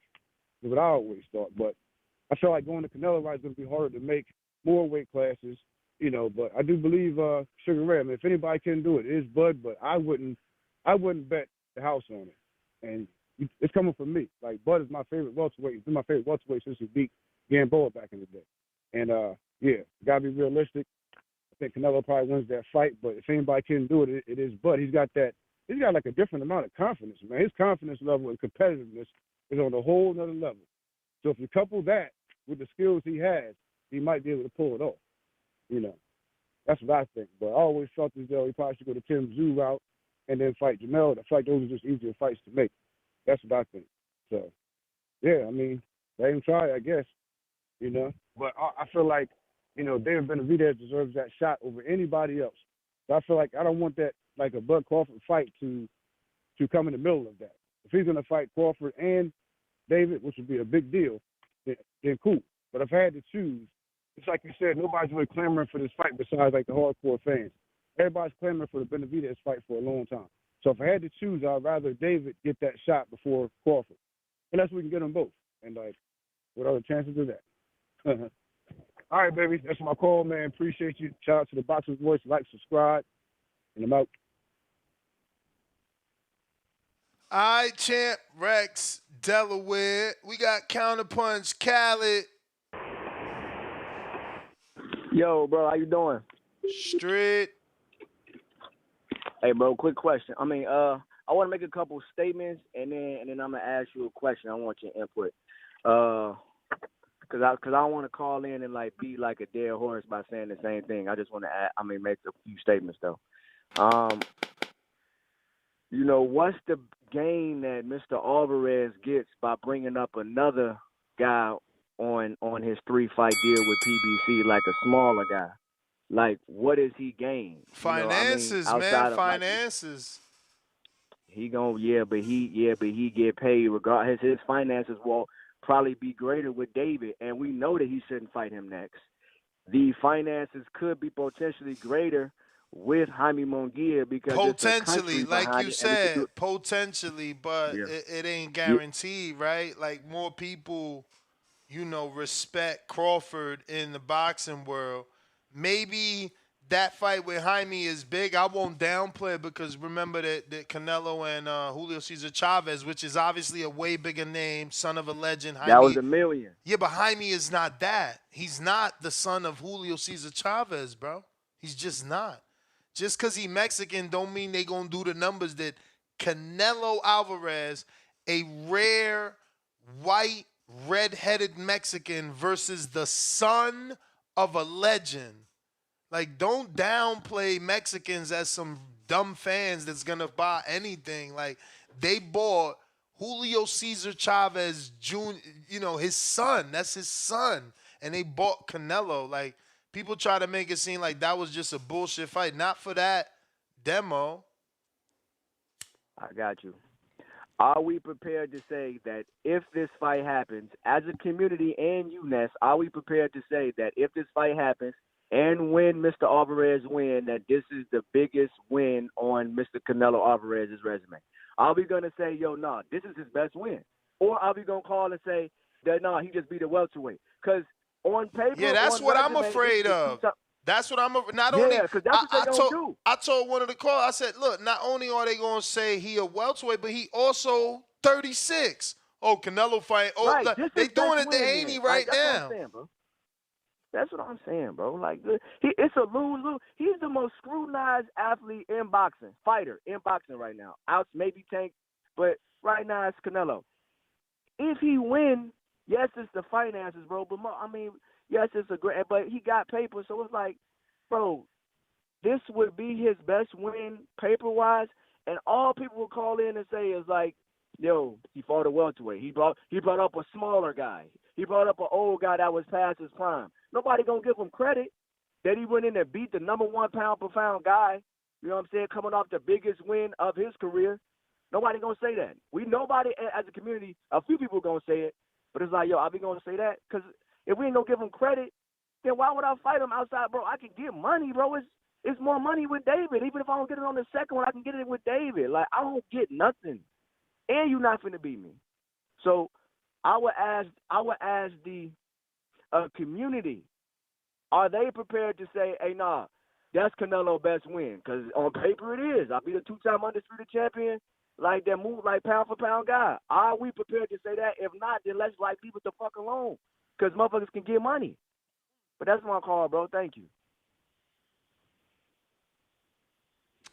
Yeah, unfortunately, man, I've been doing this too long. They not going not discredit Canelo, just like they not going not discredit Bud. Even if Bud win, there's gonna be Canelo fans that'll call in and say, "Oh, Canelo had 500 rounds box." You know, everybody gets, "Oh, he's still a first ballot. He a legend." You know, they're gonna find an excuse or a reason and things of that nature. But I do want to apologize to James Benitez and Supermax. They did send some super chats I got to get to. James Benitez with my first super chat of the day. Thank you. See a lot of cheapos out here, you know. $2. He said, Villa not a contender level opposition. Boots ain't it. I disagree. I like Villa. I don't think he beat Rashidi, but he still showed he belongs in that Rashidi fight and in the Boots fight as well. You know what I mean? We got Supermax, $5. Shout out, Plainview, Texas. If this fight happens, please, let's make the bets. Ness can reach me because this is going to be some easy money, like taking candy from a baby. He's right back at us with another $2. He says, Nello didn't stop Jacobs, but stopped 68-pounders. So, McLovin, $2. I'm telling you, Ness, hits 1 million views. I mean, views we got.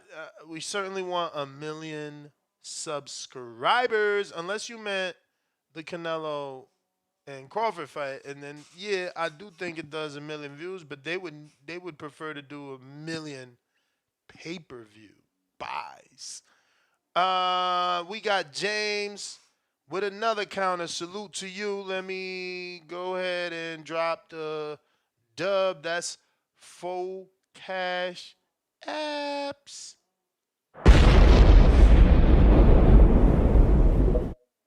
What up, Atlanta?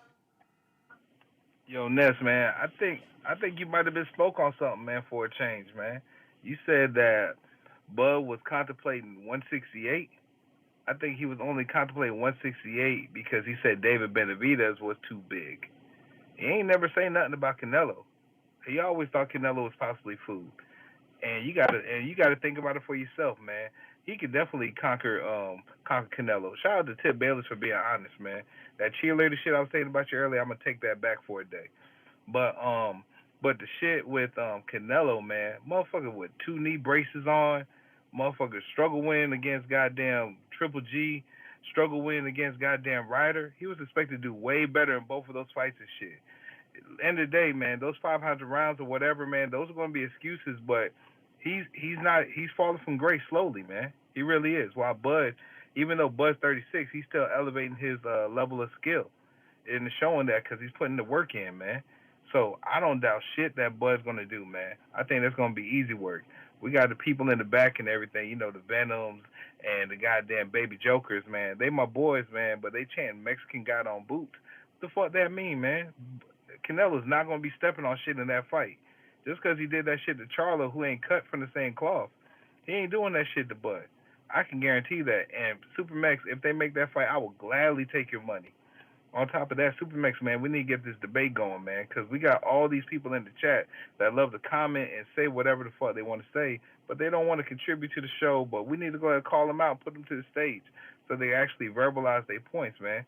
Because I don't think these motherfuckers really know what they want to talk about, man. I just think people just love to troll daily. Anyways, Ness, man, shout out to you, shout out to the community, shout out to everybody, man. And Bud's big time stepping, man, because he gets active. So don't doubt him. I'm out. Don't forget to hit that thumbs up. It's going to help with the visibility of the show. I'm putting the links to call in, whether you want to call in via Discord or Twitter Spaces. Those links are in the chat. Let me go ahead and pin that to the live chat. Real quick, I do want to take this time to mention my lead sponsor, Kenichi Bear. A lot of our callers use the Kenichi Bear Hibernation 5 headsets, both black and white, to call in. As you can see, my co-host, Danny Ringwalk, uses his white set of Hibernation 5s to do the show daily. So head on over to www.kenichibear.com. Use the code TBV to receive 15% off a brand new set of Hibernation 5s, either in white or black. Remember that this company was started by a 17-year-old amateur. He's now 18, so the proceeds go to continue to get him to all his tournaments and hopefully, have him be able to make that transition from amateur to pro and have those finances to be able to get some fights instead of relying on managers and promoters early on in his career, kind of giving him some, leverage of his own, since we like to talk about that here on TBV. So salute young Cardin for starting this company during the COVID and sticking with it. You see a lot of your favorite fighters, certainly my favorite fighter, Shadasia Green, Franchon Cruz, Tank Davis, just to name a few, have a set of these Hibernation 5s. These have a detachable and attachable mic. So these are perfect to call in. I got a bunch of truck drivers. These are perfect for you guys. Once again, use the code TBV. And remember, if you do purchase a set, we get a kickback. This is our lead sponsor, so I do need at least one or two of you to buy a set this month. Can I get some love? Head on over to KenichiBear.com. We got Big Super Mix with the $2 super chat, and he comes through saying, only way Bud wins is on Undisputed Game. That's it. Damn. Jay Rilla, $5, celebrating his 5th super chat on a live stream. Hopefully those were all with us. If not, it's all good, buddy. Jay Rilla, $5 says, this is Canelo's chance to prove he could beat Mayweather now. He claims he would prove it. Oh, wow. So now Bud is Mayweather. Oh, wow. Oh, wow. Check these guys out. Hey, yo. What's good? Yo. You hear me? Sean, Venom, Alex. You hear me? Garcia. Yes, we hear you. You hear me? Yes. All right. You just trolling. All right. As far as what Sugar Ray said, I mean, there's already 2 people who conquered him. So I'm not gonna sit here and say Crawford don't got a chance. I mean, he do got a chance. He that great, but unfortunately, we already seen someone like Charlo, and they always like to discredit opponents who Canelo beat. But let's not act and forget, like, Charlo, the better Charlo, who we all thought was better, the undisputed Charlo, the one who went through the fire, collected each belt. Who there was callers saying they was gonna beat Canelo. He ain't gonna stop. He ain't gonna drop him. None of that. And then when Canelo does it, when Canelo does everything he says he's gonna do, it's an issue because he bringing them up. Now they want to do it with Bud. Well, Bud, see, Tip hit it right on the head. If Bud really can prove himself, perfect opponent, Simon Munguia. Nice. If you look at Munguia's resume, he only 27. He younger than Tank. Probably got a better resume than Tank. And he only 27. Jaime Munguia really a dog. He got top 5 chin in boxing. If Bud could really beat Munguia, I'm on board. But I just don't think Bud's taking that fight unless somehow we can convince him that that's a big fight. I could convince him right here. Look, Munguia saw what he had. His last 2 consecutive shows did over 12,000 tickets. One was in One was in L.A., I think. Yeah, the last one he just did was in L.A. I forgot what the other one was at. I'm pretty sure they was both at in L.A. No, one was in Mexico, I think. He fought Tijuana. But, like, Munguia really got a fan base. Like, Munguia, like, you got to go do your research on Munguia. He's from Tijuana. They love him out there. Like, come on. Now, look. If Bud beats Munguia, I'll hop on board with y'all. I'll give Crawford a way better shot. But that's a dog right there. He got to go fight. I mean, he's just Munguia been really a dog. saying publicly he got 1 or 2 fights. I don't see him sliding Munguia. But look, if he does and that's the route that it takes to get the fight, I'm all for it. Well, yeah, and the Jay Will, he loves. See, like it's like we forget who Charlo was just because Canelo beat him. Now all of a sudden he a horrible fighter. Like Charlo. That's what I said, Charlo, man. He said Jamel never been that dude. When for years we've been saying Jamel's the better Charlo. Now all of a sudden he never been that dude. These dudes. That's why fighters don't take these fights, because we got fighters like callers like him that's gonna shit on them. Yeah, like and then before Bud even fought Spence, we was all saying the tougher fight for Bud would be Charlo. It won't be Spence. So it's like they just like the double bag because I mean Canelo puts them in that position. That's all. That's my call.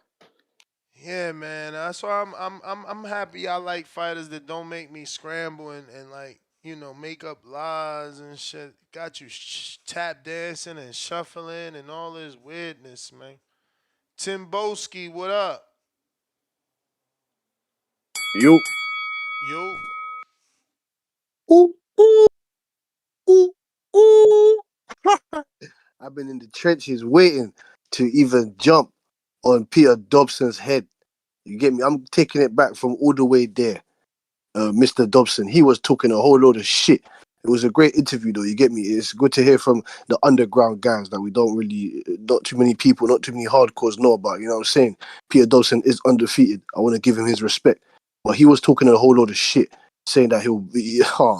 Where do I even start? Has he even entered a 12 rounder yet?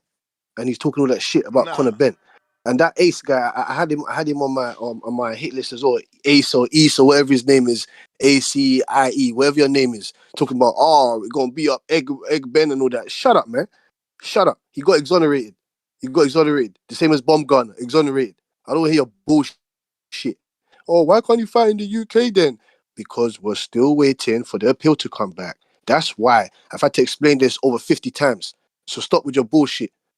And it's still innocent till proven guilty. So I don't know what the fuck you're talking about, even though you already got proven innocent in the first place. So let me move on to that. He was talking about who's Conor Ben fought. What the hell? Who is it that he fought? He's talking about Conor Ben don't have power. The last guy that he fought, padded record. He was 22. No, he wasn't 20 years old or 22 years old. He's 24, and he was off steroids. He was off steroids. So I don't know what you're talking about, Mr. Dobson. You get me? I don't even want to go to the Canelo Alvarez and Terence Crawford factor yet, man. No. I want to keep it to Peter Dobson and Conor Ben right now. And that's fine if nobody else wants to entertain it, but I do. You understand? Because Conor Ben's always getting ridiculed every fucking day. All the UK fighters, international fighters getting ridiculed every day. But that's fine, man. Like I said, I'm here every single day to put you people in place because boxing is a global sport. So let's get back to it. Jose Miguel Barrego, you didn't knock that guy out. He had 3 losses. Rodrigo Damian Correa, you didn't knock that guy out. He had 3 losses. So what is Mr. Dobson talking about, man? I need to understand. I need to understand what Mr. Dobson's talking about. You said Chris Van Herden, and look at the way. That's what I'm saying. Prime example of how the US fighters, they just throw people under the bus. Oh, he had 2 losses. Well, one of his losses was to Errol Spence. And Errol Spence, I'm sure Mr. Dobson will beat the fuck out of you. And then his second loss was against Nikolai Stefstankovic. Stefstankovic he's got a better resume than you, Mr. Dobson, and he'll most probably beat you up as well. So don't get me started, man. As for Jay Will, you said there hasn't been a prospect that's moved up and fought a power. That's a lie. That's what I'm saying to you. You need to go back and do your research. That's a lie. You have guys like Azuma Nelson. Azuma Nelson was 13-0, and he went up to go and fight Salvador Sanchez, sir. And Salvador Sanchez was destroying guys, destroyed Wilfred Gomez, and he was the WBC champion at the time, the best featherweight in the world, and he went the whole 15 rounds with him. And Champ, that was certainly the bell copy. Goo, what it do?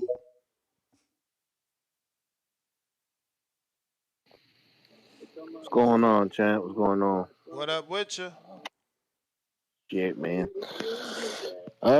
Yeah, quick that yeah. Those who know about Vegas, man. Vegas get cold as fuck. It'll be fucking. I lived out there for a year and a half, man, and this shit get cold as hell at night, but during the day it'll be like fucking springtime. It's crazy.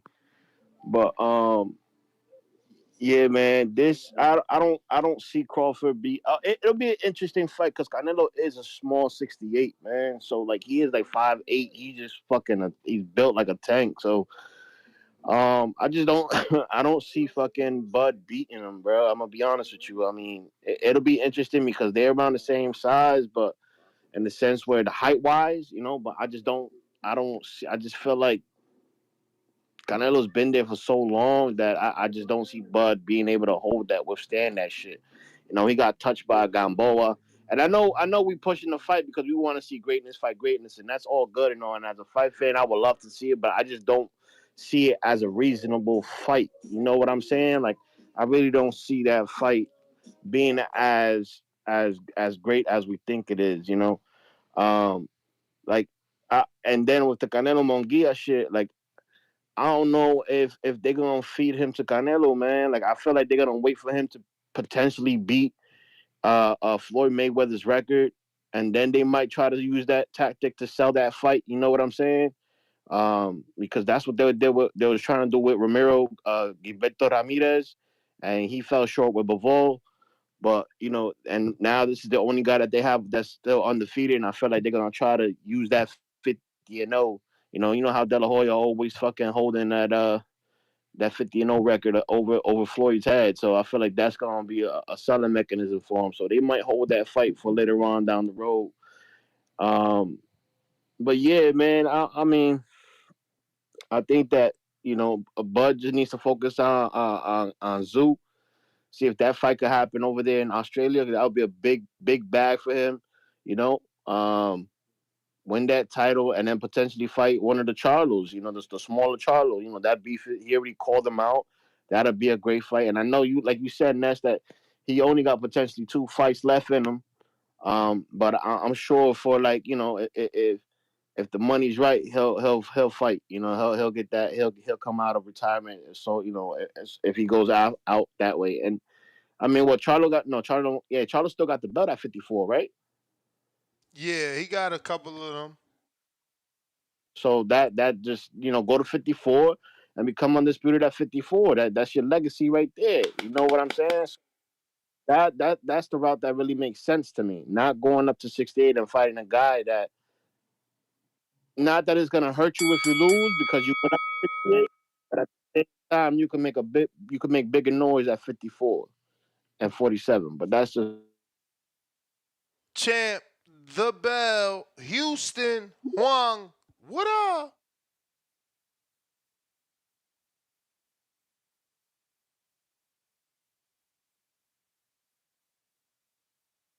Huang, Houston.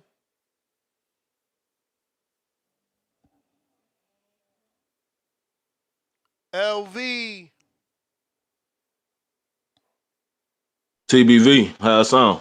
Straight.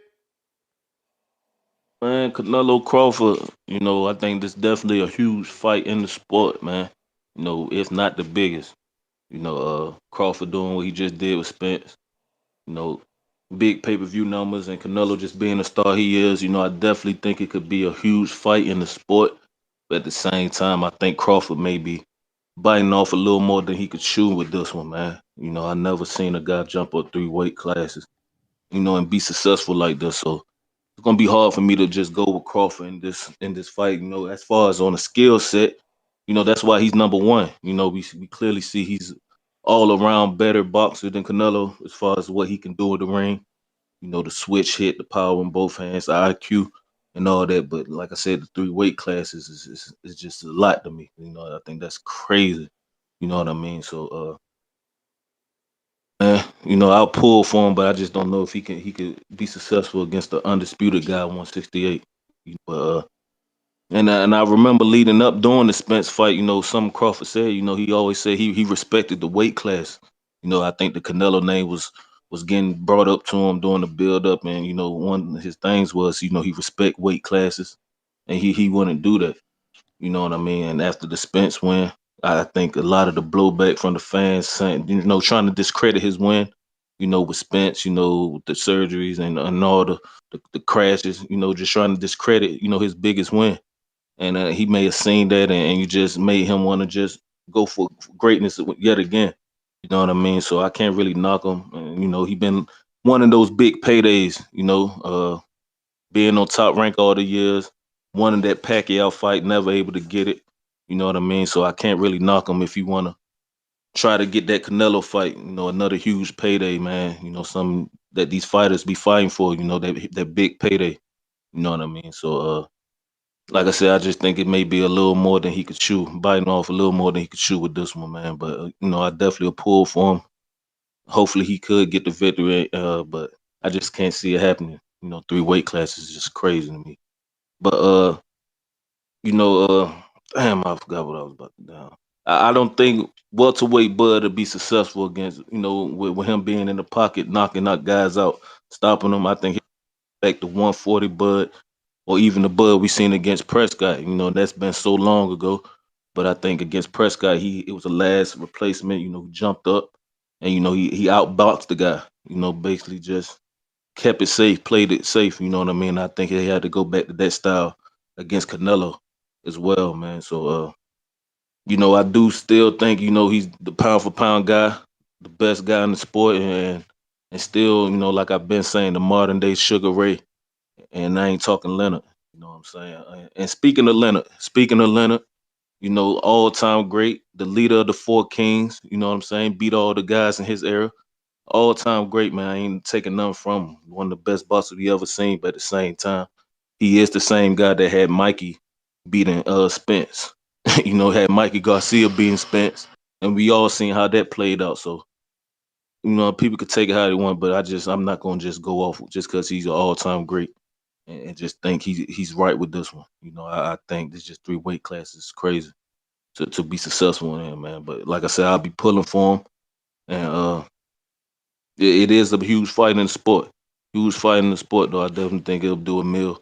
So I mean, let Bud go get the payday if he's able to get it, and let's see how everything play out. But three weight class is crazy to me. And but if he is successful, you know, I think he is the goat, man. He do jump up three weight classes and beat three-time undisputed, and you beat Canelo. That's the bell, players. Don't forget to hit that thumbs up, man. Rock out with me. It is absolutely free. We ain't asking you to super chat. We ain't asking you to send no cash apps. We asking you to hit the thumbs up. We asking for a absolutely free subscribe, helping me get to 1 million subscribers. Only you can do that. Jay Billy, did you hit the thumbs up?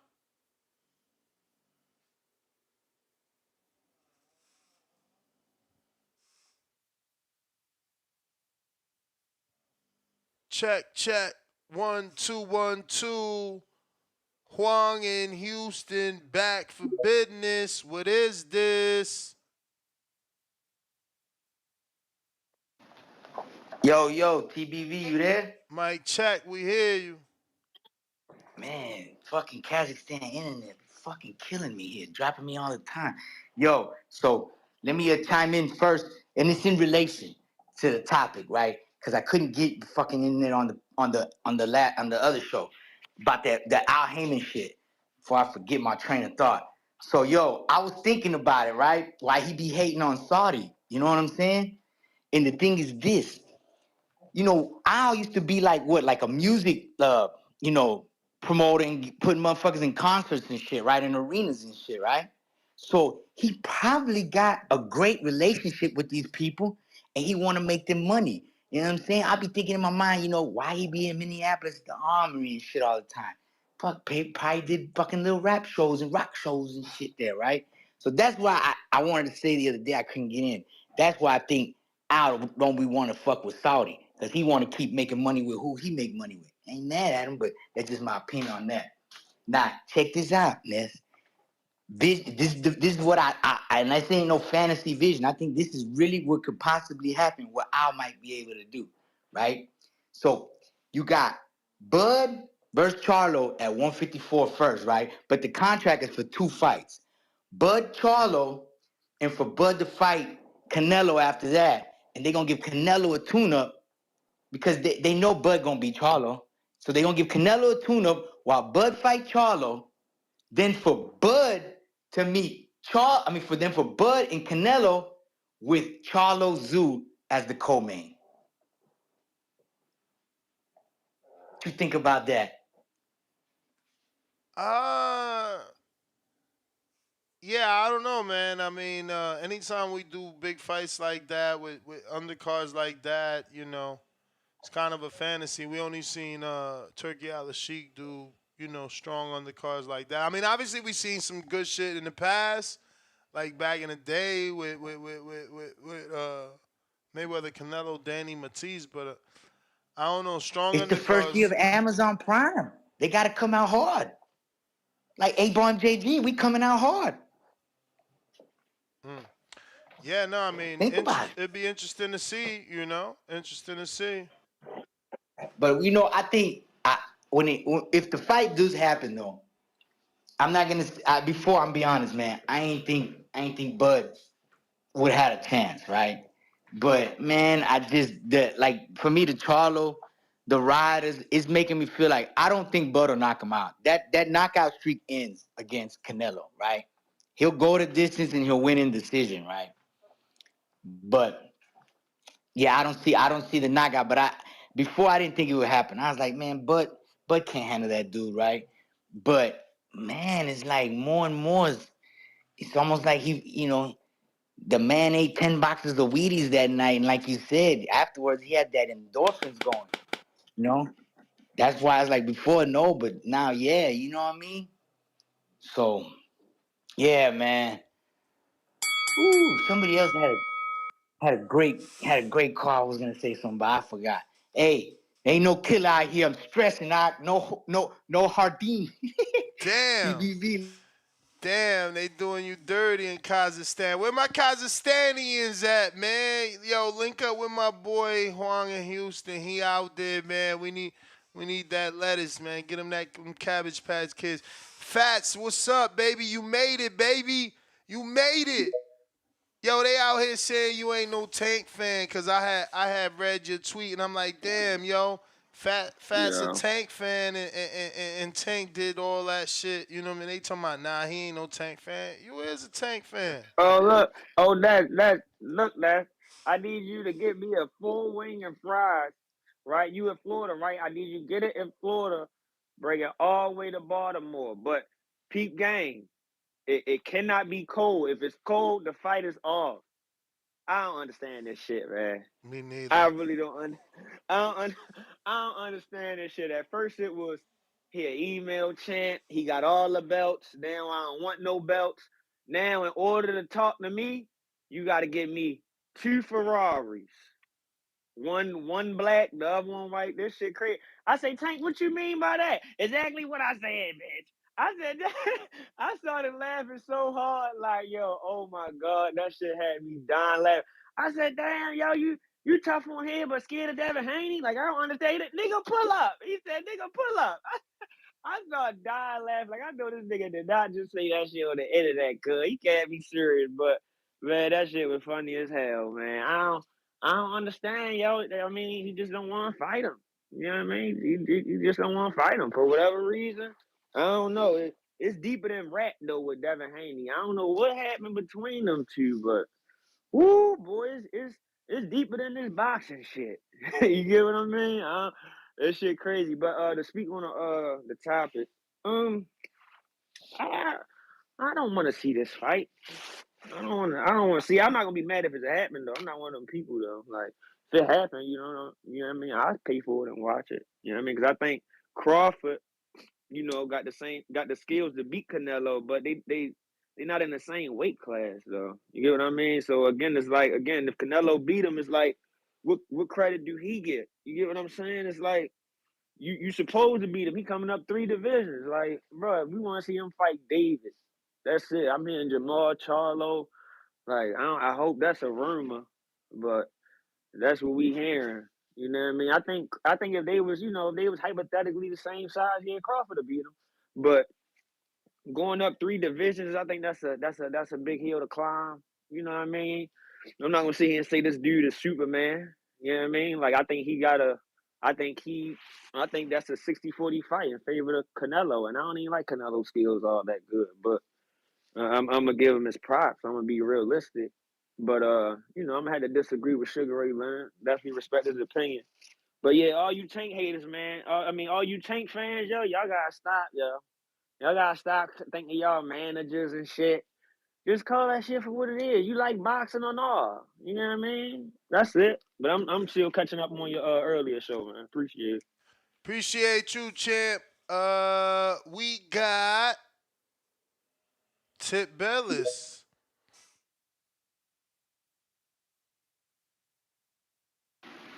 Yo, Yo. yeah, man, I'm here to double down, man. I'm here to double down, man. Bud, man, if you listening, Bud, I'm in McGee, man. You need that fight, bro. Uh, you out here looking for paydays? I mean, listen, Jaime McGee is your man. Reach out to Oscar De La Hoya. I mean, you heard him. We want to make these big fights. You know what I'm saying? And Golden Boy likes to make big fights. And I think you fighting Jaime Munguia, a Mexican versus a black, I mean, it's only going to bring out, you know what I'm saying, the boxing fans, the real boxing fans, the purists, you know what I'm saying? And it's only going to lead to a bigger fight, which is Canelo Alvarez. It's not, people don't want to see you end it with David Benavidez, and they don't want to see you end it with Morrell. And McGee is a guy coming from, well, how many weight classes did McGee move up from? That's 47. Yeah, so I mean that's right on the mark. That's right on the mark. I think McGee is the biggest fight to make for Bud Crawford. You know what I'm saying? You can skip what he can do, and this is just what I'm saying. It's not like these things actually happen, but you know what I'm saying? Let's just take it in a hypothetical. Fight Tim Tszyu, and then take the Munguia fight. I mean, shit, those right there, that's 2 big paydays, bro. And it's only gonna build your worth. You're only building your value taking those 2 fights, bro. I mean, in my opinion, they got an equal amount of value depending on where they take place. Uh, yeah, man. I'm just saying, take that Munguia fight, bro. Reach out, you know what I'm saying? Tell the world you want Munguia, dog. That's the fight to make. That's the fight to make. I'm standing on that, 10 toes. Bud versus Munguia. I think y'all need to go to Twitter right now and tweet Oscar De La Hoya that we want Bud versus Munguia if you want to see Canelo versus Bud.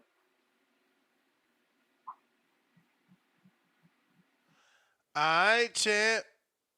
Jay Billy, trying you again.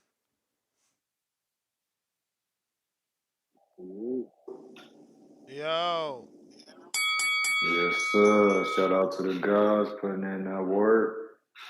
But man, if Bud goes up and fights Canelo, it will be, a smaller man daring to be great, sort of a David and Goliath situation. And it's crazy because, like, you hear certain fans of certain fighters, it's like they're scared to death of Bud going up and fighting Canelo because it's kind of like the pressure will be on. You know what I'm saying? Now you're getting the tips, the Carloses. You feel me? They'll talk about Bud versus Munguia. Like, what kind of sense does that make? caping for Tank all day on the first show, teaming up, whatever tag team they got now. Like, dog, this shit is all crazy. Like, if Bud goes up and fights Canelo, like I said, it's just gonna put the pressure on for them. So they're gonna try to talk off the fight because Canelo Bud going up 21 pounds, they're not gonna be able to talk off Tank being able to go up 5 pounds and fighting Devin. You feel me? You? Nah, I follow, champ. I follow. Yeah, dog. So I don't know. It's just a whole lot of caping, man. It's just a whole lot of caping. People don't want to see the best fights. People aren't really fans of boxing. They're fans of I don't know the numbers and popularity on the podcast. You feel me? So yeah, man, we just need some real boxing fans in here, just willing to speak that shit, not scared of for their favorite fighter to go up and fight the best fight. So yeah, dog. Carlos, too, y'all got to do better, dog. I don't even know what else to say. Keep on putting in that work, don't us? Al in the Bay. What do you say?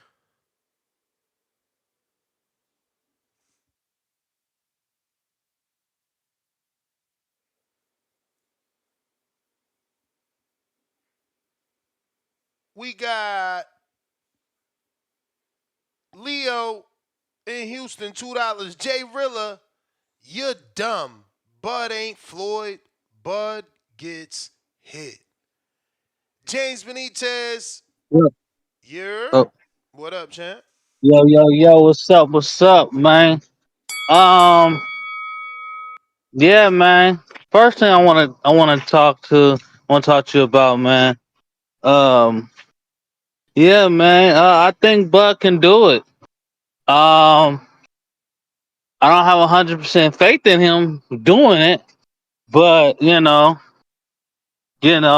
been breaking records. He's the first two-time, you know, undisputed. So, he was the first one to do it at 140. So he's all about setting boundaries and breaking them. So for a guy like that, is only gonna feel more hungry to do something better that somebody else didn't do. So I think he can do it. Um, but Mike Tyson always said people got a plan until they get punched in the mouth, and that's what happened to Maul, man. Mel, man, he got punched in the mouth, and he was the dude. He was that dude, and I don't take no credit from him. I give all credit to Canelo. Beating Mel, um, because Mel was that dude. He was that beast. He was that animal. Um, I even says, that loss that he took to I can't think of his name. Uh, I can't think of his name. The guy from Detroit. I don't think he should have lost that fight, but I think he was just so hesitant, and he gave up so much, you know, by bagging up. That's why he lost that fight. But that second fight, like I told you, he came at him straight towards him. He got rid of him. So you know, people got plans so they to get punched in the mouth, man. Um, yeah, man, and oh yeah, um, Danny. Hey, tell you, man, Danny, man, quit buying these women that he just met on the first date, $100 plates, man. That's outrageous. That's how people get trapped up. We in the Bay we used to call those licks. People taking girls out for $100 plates on the first night. You know, we don't do that around here. You know, unless that's wifey, she don't get that type of plate. You know, she don't get no diamond ring.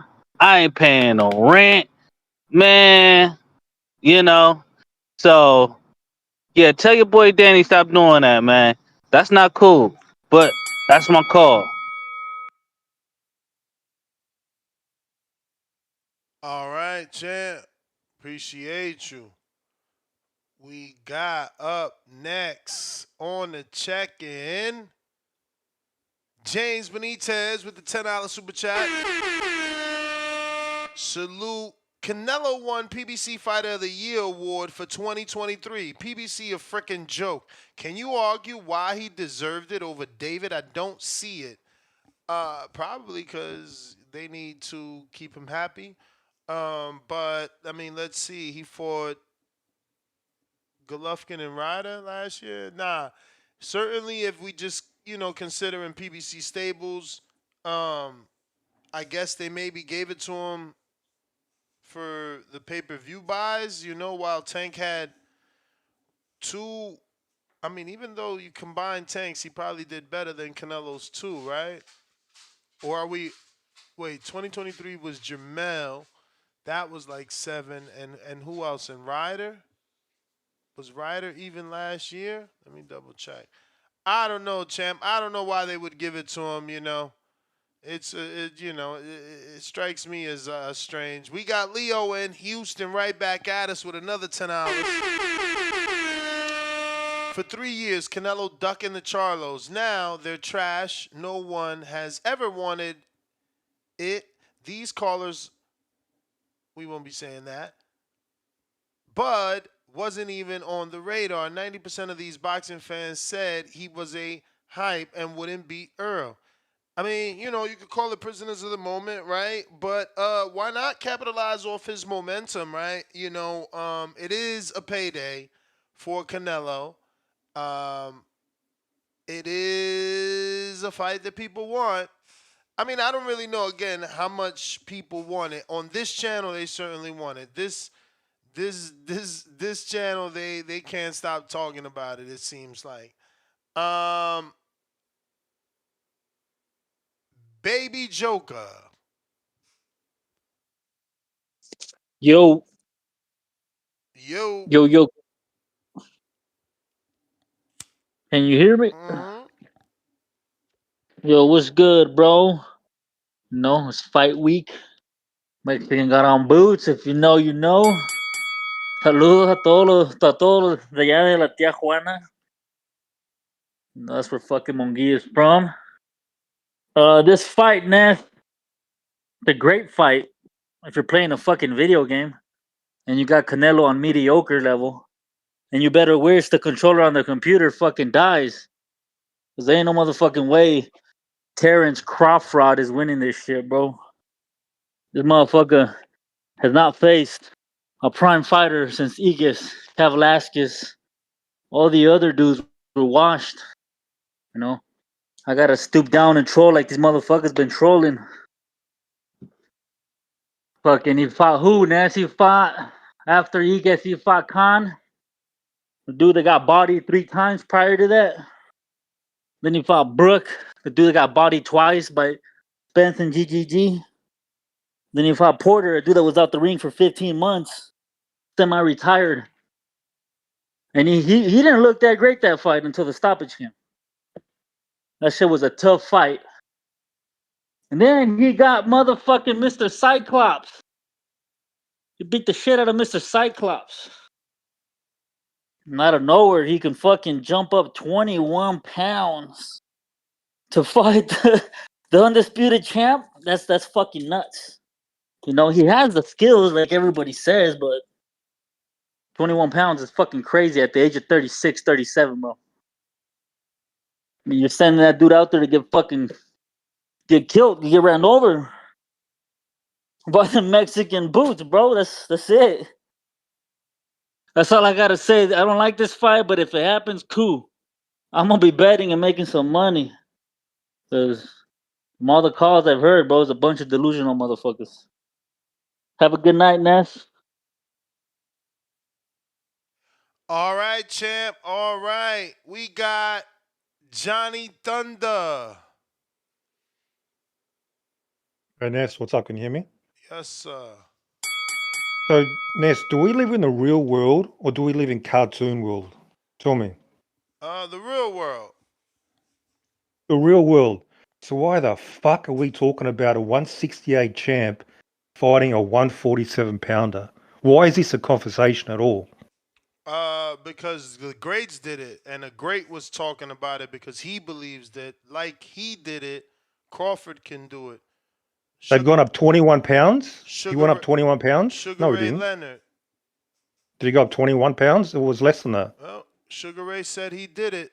His words, He not went from what mine. is 154 to Well, 16. actually, How much did he go? technically, he started at 47. Remember? I don't care where he started, man. Where did he jump up? We're talking about now. You don't count what weight they started 10 years ago. Okay, going up 21 pounds. This is a joke. This is a cartoon fight. I This is mean, like I'm back in the sure day. people We're said talking that. about, I'm sure oh, people let's said get that Floyd about. to fight Andre Ward and Calzaghe. Did that debate exist back then, Ness? Did I miss it?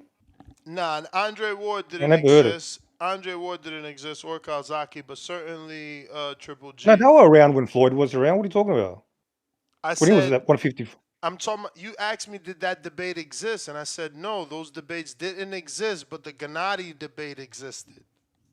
Yeah, that was one division. Yeah, so it was so ridiculous. This is how ridiculous it is. And now suddenly it's normal. Now it's normal. We're talking about it's a Well, legitimate it been conversation. normal. Duran did it. It been normal. He didn't jump up in one jump. He didn't go we've up had 21 people pounds, do it. Ness. Not 3 divisions. This is not normal. I mean, to And hey, you, check this out. Check this out. Hang on. Triple G, Mel, Maul, Crawford. 4 dudes. You know what they have in common? They've never fought a 168, but Canelo's fighting them. He's fought them, or he might fight them. This is the environment we live in. The 168 pounder. He's not even fighting 168 pounders. I mean, cleared out the division already. Oh, hang on. No, he hasn't. That's the problem. If he had cleared it out and he was desperate, How do we you can not? entertain it. But we How do know you not clear out a division, but you fought all the champions and took all the belts? because he got lucky. That's how. Oh, he got We got lucky. lucky. So now in boxing, we deal with luck. You're He, hilarious.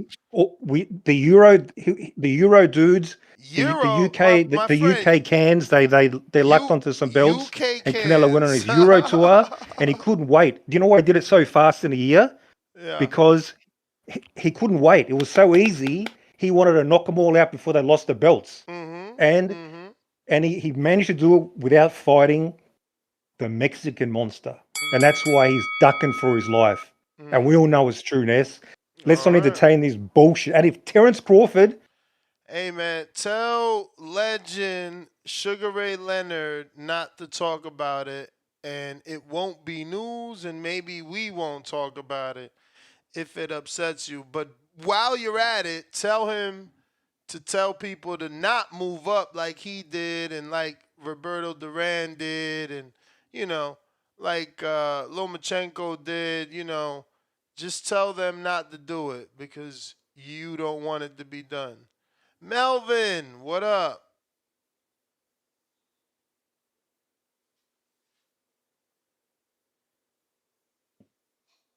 What's going on, Nez? What up? You can hear me fine on the mic? Yes, sir. Shit, I can barely hear myself. I barely know how to work it. But on the topic, though, I'm going to say that I like this matchup. Number one thing, I'm going to be rooting for Crawford to win, even though I think Crawford might be the underdog in the situation because his body not going to be normal to that weight. And I feel like Canelo might get a knockout on his ass. And number two, shit, I'm just gonna pay for that fight. That fight sounds good to me. Cause dude, daring to be great, 3-time undisputed. Let's go. Let's get it, baby. And you heard it here first. My predictions, you heard it here first from your boy. That's my call, Nez. You the man, champ. Charles. Ness, what's up, man? What up with you? Man, the topic, I see you putting in this work. It says, can Crawford conquer Canelo? Um, yeah, I think so, Ness. And Ness, do you remember when you said that you thought that Floyd could beat Triple G? Hell a yeah, I long remember time ago. that. Okay, that's why I think Crawford can beat Canelo, and I think Crawford could do it similar to when Floyd beat Canelo. He's gonna have to outpoint him, outskill him, work the jab, which I think he can. Is it a tall task? Of course, but I think it's very possible by Crawford. Um, I know people are talking about the weight. Um, do you Yeah, agree with that though, Ness? but the issue is Crawford never been Floyd, right? Like Crawford always got hit. I mean, he got hit by Gamboa, he got hit by Velasquez. You know, he gets hit by common folk. Like you can't say he gonna do to Canelo what Floyd did when his defense. Like, granted, his Earl fight was the best defensively we've seen him, and he even got hit in that fight. So I don't know, man. 90 That's like seconds. saying Canelo ain't gonna hit him, and if he hit him, somehow we supposed to believe that Crawford not going down. He went down versus Velasquez. He got I wobbled mean, versus true, Gamboa. but Ness, you don't think he's not skilled enough to not get hit? I mean, I know Champ, champ, he champ. Keep does in get mind, hit. Canelo hit Charlo so hard he took a knee. Yeah, but Charlo's not as skilled as Crawford, Ness. It wouldn't matter. It's about punch resistance. Well, do you think he could win? Do you think Crawford could win? Uh, Shit. I mean, why not? Well, how do you, let me ask you this before we get off, Ness. How do you think he could win?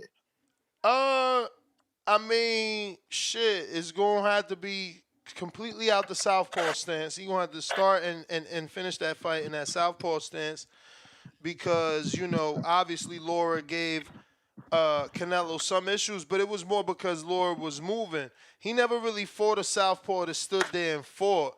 And that's asking a lot from Crawford. Like, do we really believe he about to stand in the pocket with Canelo? Yeah, Canelo might be the same height.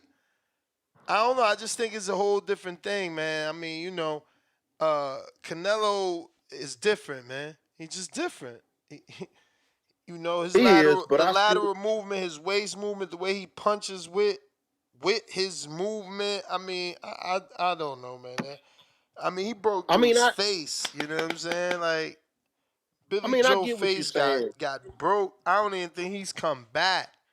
You know what I'm saying? Like Billy Joe I get yeah. beat Chris Eubank. You know what I'm saying? Like almost 10 years ago. I know I'm lying about that, but it was a long time ago. Like, I don't know. I just think that Canelo and almost every fighter always gets discredited or goes underrated with what they do because, like, listen to the lies they talking about Euro this and that. Man, Billy Joe was a damn good fighter.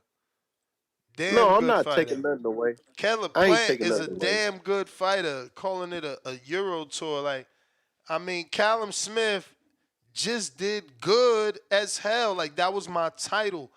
Game Callum Smith.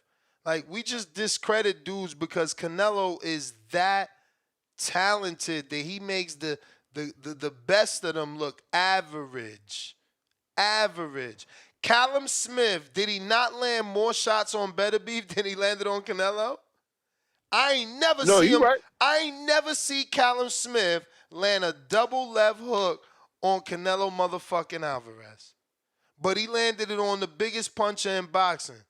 But we discredit and we belittle because he that talented. When you that good, it's expected of you. But Callum Smith ain't land no double left hook on Canelo Alvarez. You ain't gonna land that on my boy. That ain't gonna happen. But the haters gonna hate. They gonna say it didn't matter.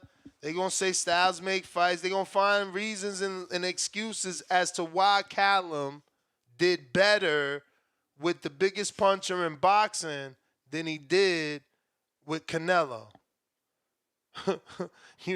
Callum was on the ropes with Canelo. Meanwhile, he was trying to push Better Beef back. Round 3, countered Better Beef to the body with the 6-7, had him on a back foot, trying to breathe. But, we going to ignore that.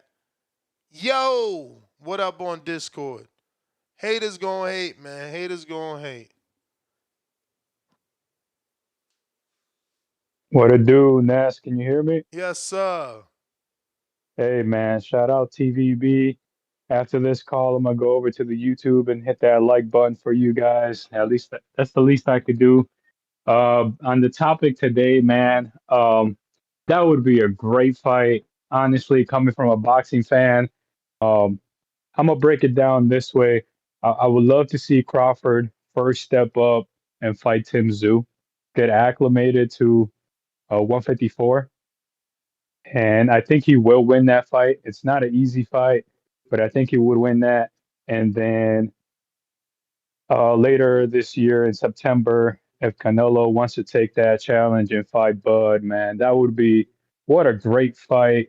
More so for Bud than Canelo. It would be an awesome fight, just styles wise. But man, that would do amazing for Bud's resume. Um, I think the smarter pick would be Canelo by points. I do think Bud's got a shot. I think he's got to stay light on his toes. He's got to stick the jab out there, man. Don't go up against the ropes like he did with Spence a couple times, and pretty much keep it in the middle of the ring, man. Go back and just watch the shit out of that Mayweather and Canelo fight, and try to do that as best you can. I think Canelo's going to be tough. I think that power is going to be a problem. But in that Ryder fight, Canelo did gas out a little bit towards the end, and I didn't think we saw that in the Charlo fight, but that's because Charlo wasn't putting up anything back. So I think Bud would do better than that. I think he would. It would be some similar to the John Ryder fight. I just think Bud's a little bit quicker. I think Bud should probably come in heaviest, maybe 164, 165. Probably come in right above 160 and do his thing, man. I would love to see it. That would be what an ending to a great career for Bud if he was to be able to knock off Canelo. That's my call, champ. Thanks again. Have a good night. Likewise, appreciate you. Kevin.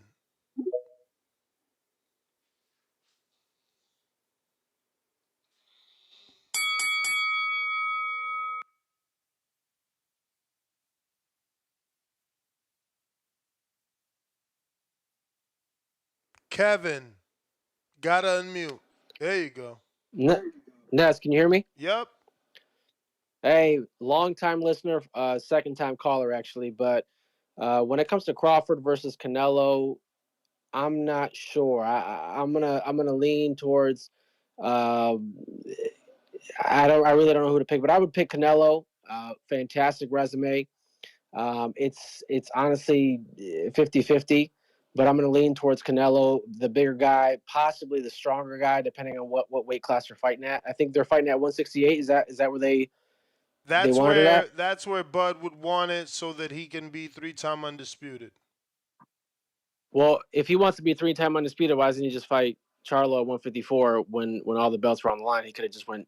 He didn't have to go to 168. He He could have stayed never at he 154. never had that opportunity. Remember, Charlo moved up, got stripped, lost to Canelo. There was never actually an opportunity for Bud to face Charlo for undisputed. In theory, that's what he wanted, but obviously Charlo took the bigger fight with Canelo, also had the mandatories. It just was very difficult for that fight to happen. Right, but now at 154, you got Charlo. How many belts does Charlo have now? Does he? Because I know the WBO is up. So couldn't he just He's still go to been 154? stripped. He's been stripped of a few. Let me double check here. Give me a second. T Because I know minus. Tim Tszyu. Charlo has the BCBA and the ring. He's been stripped of the IBF and the WBO. So he still is the So ring magazine belt, but he's the WBC and the WBA.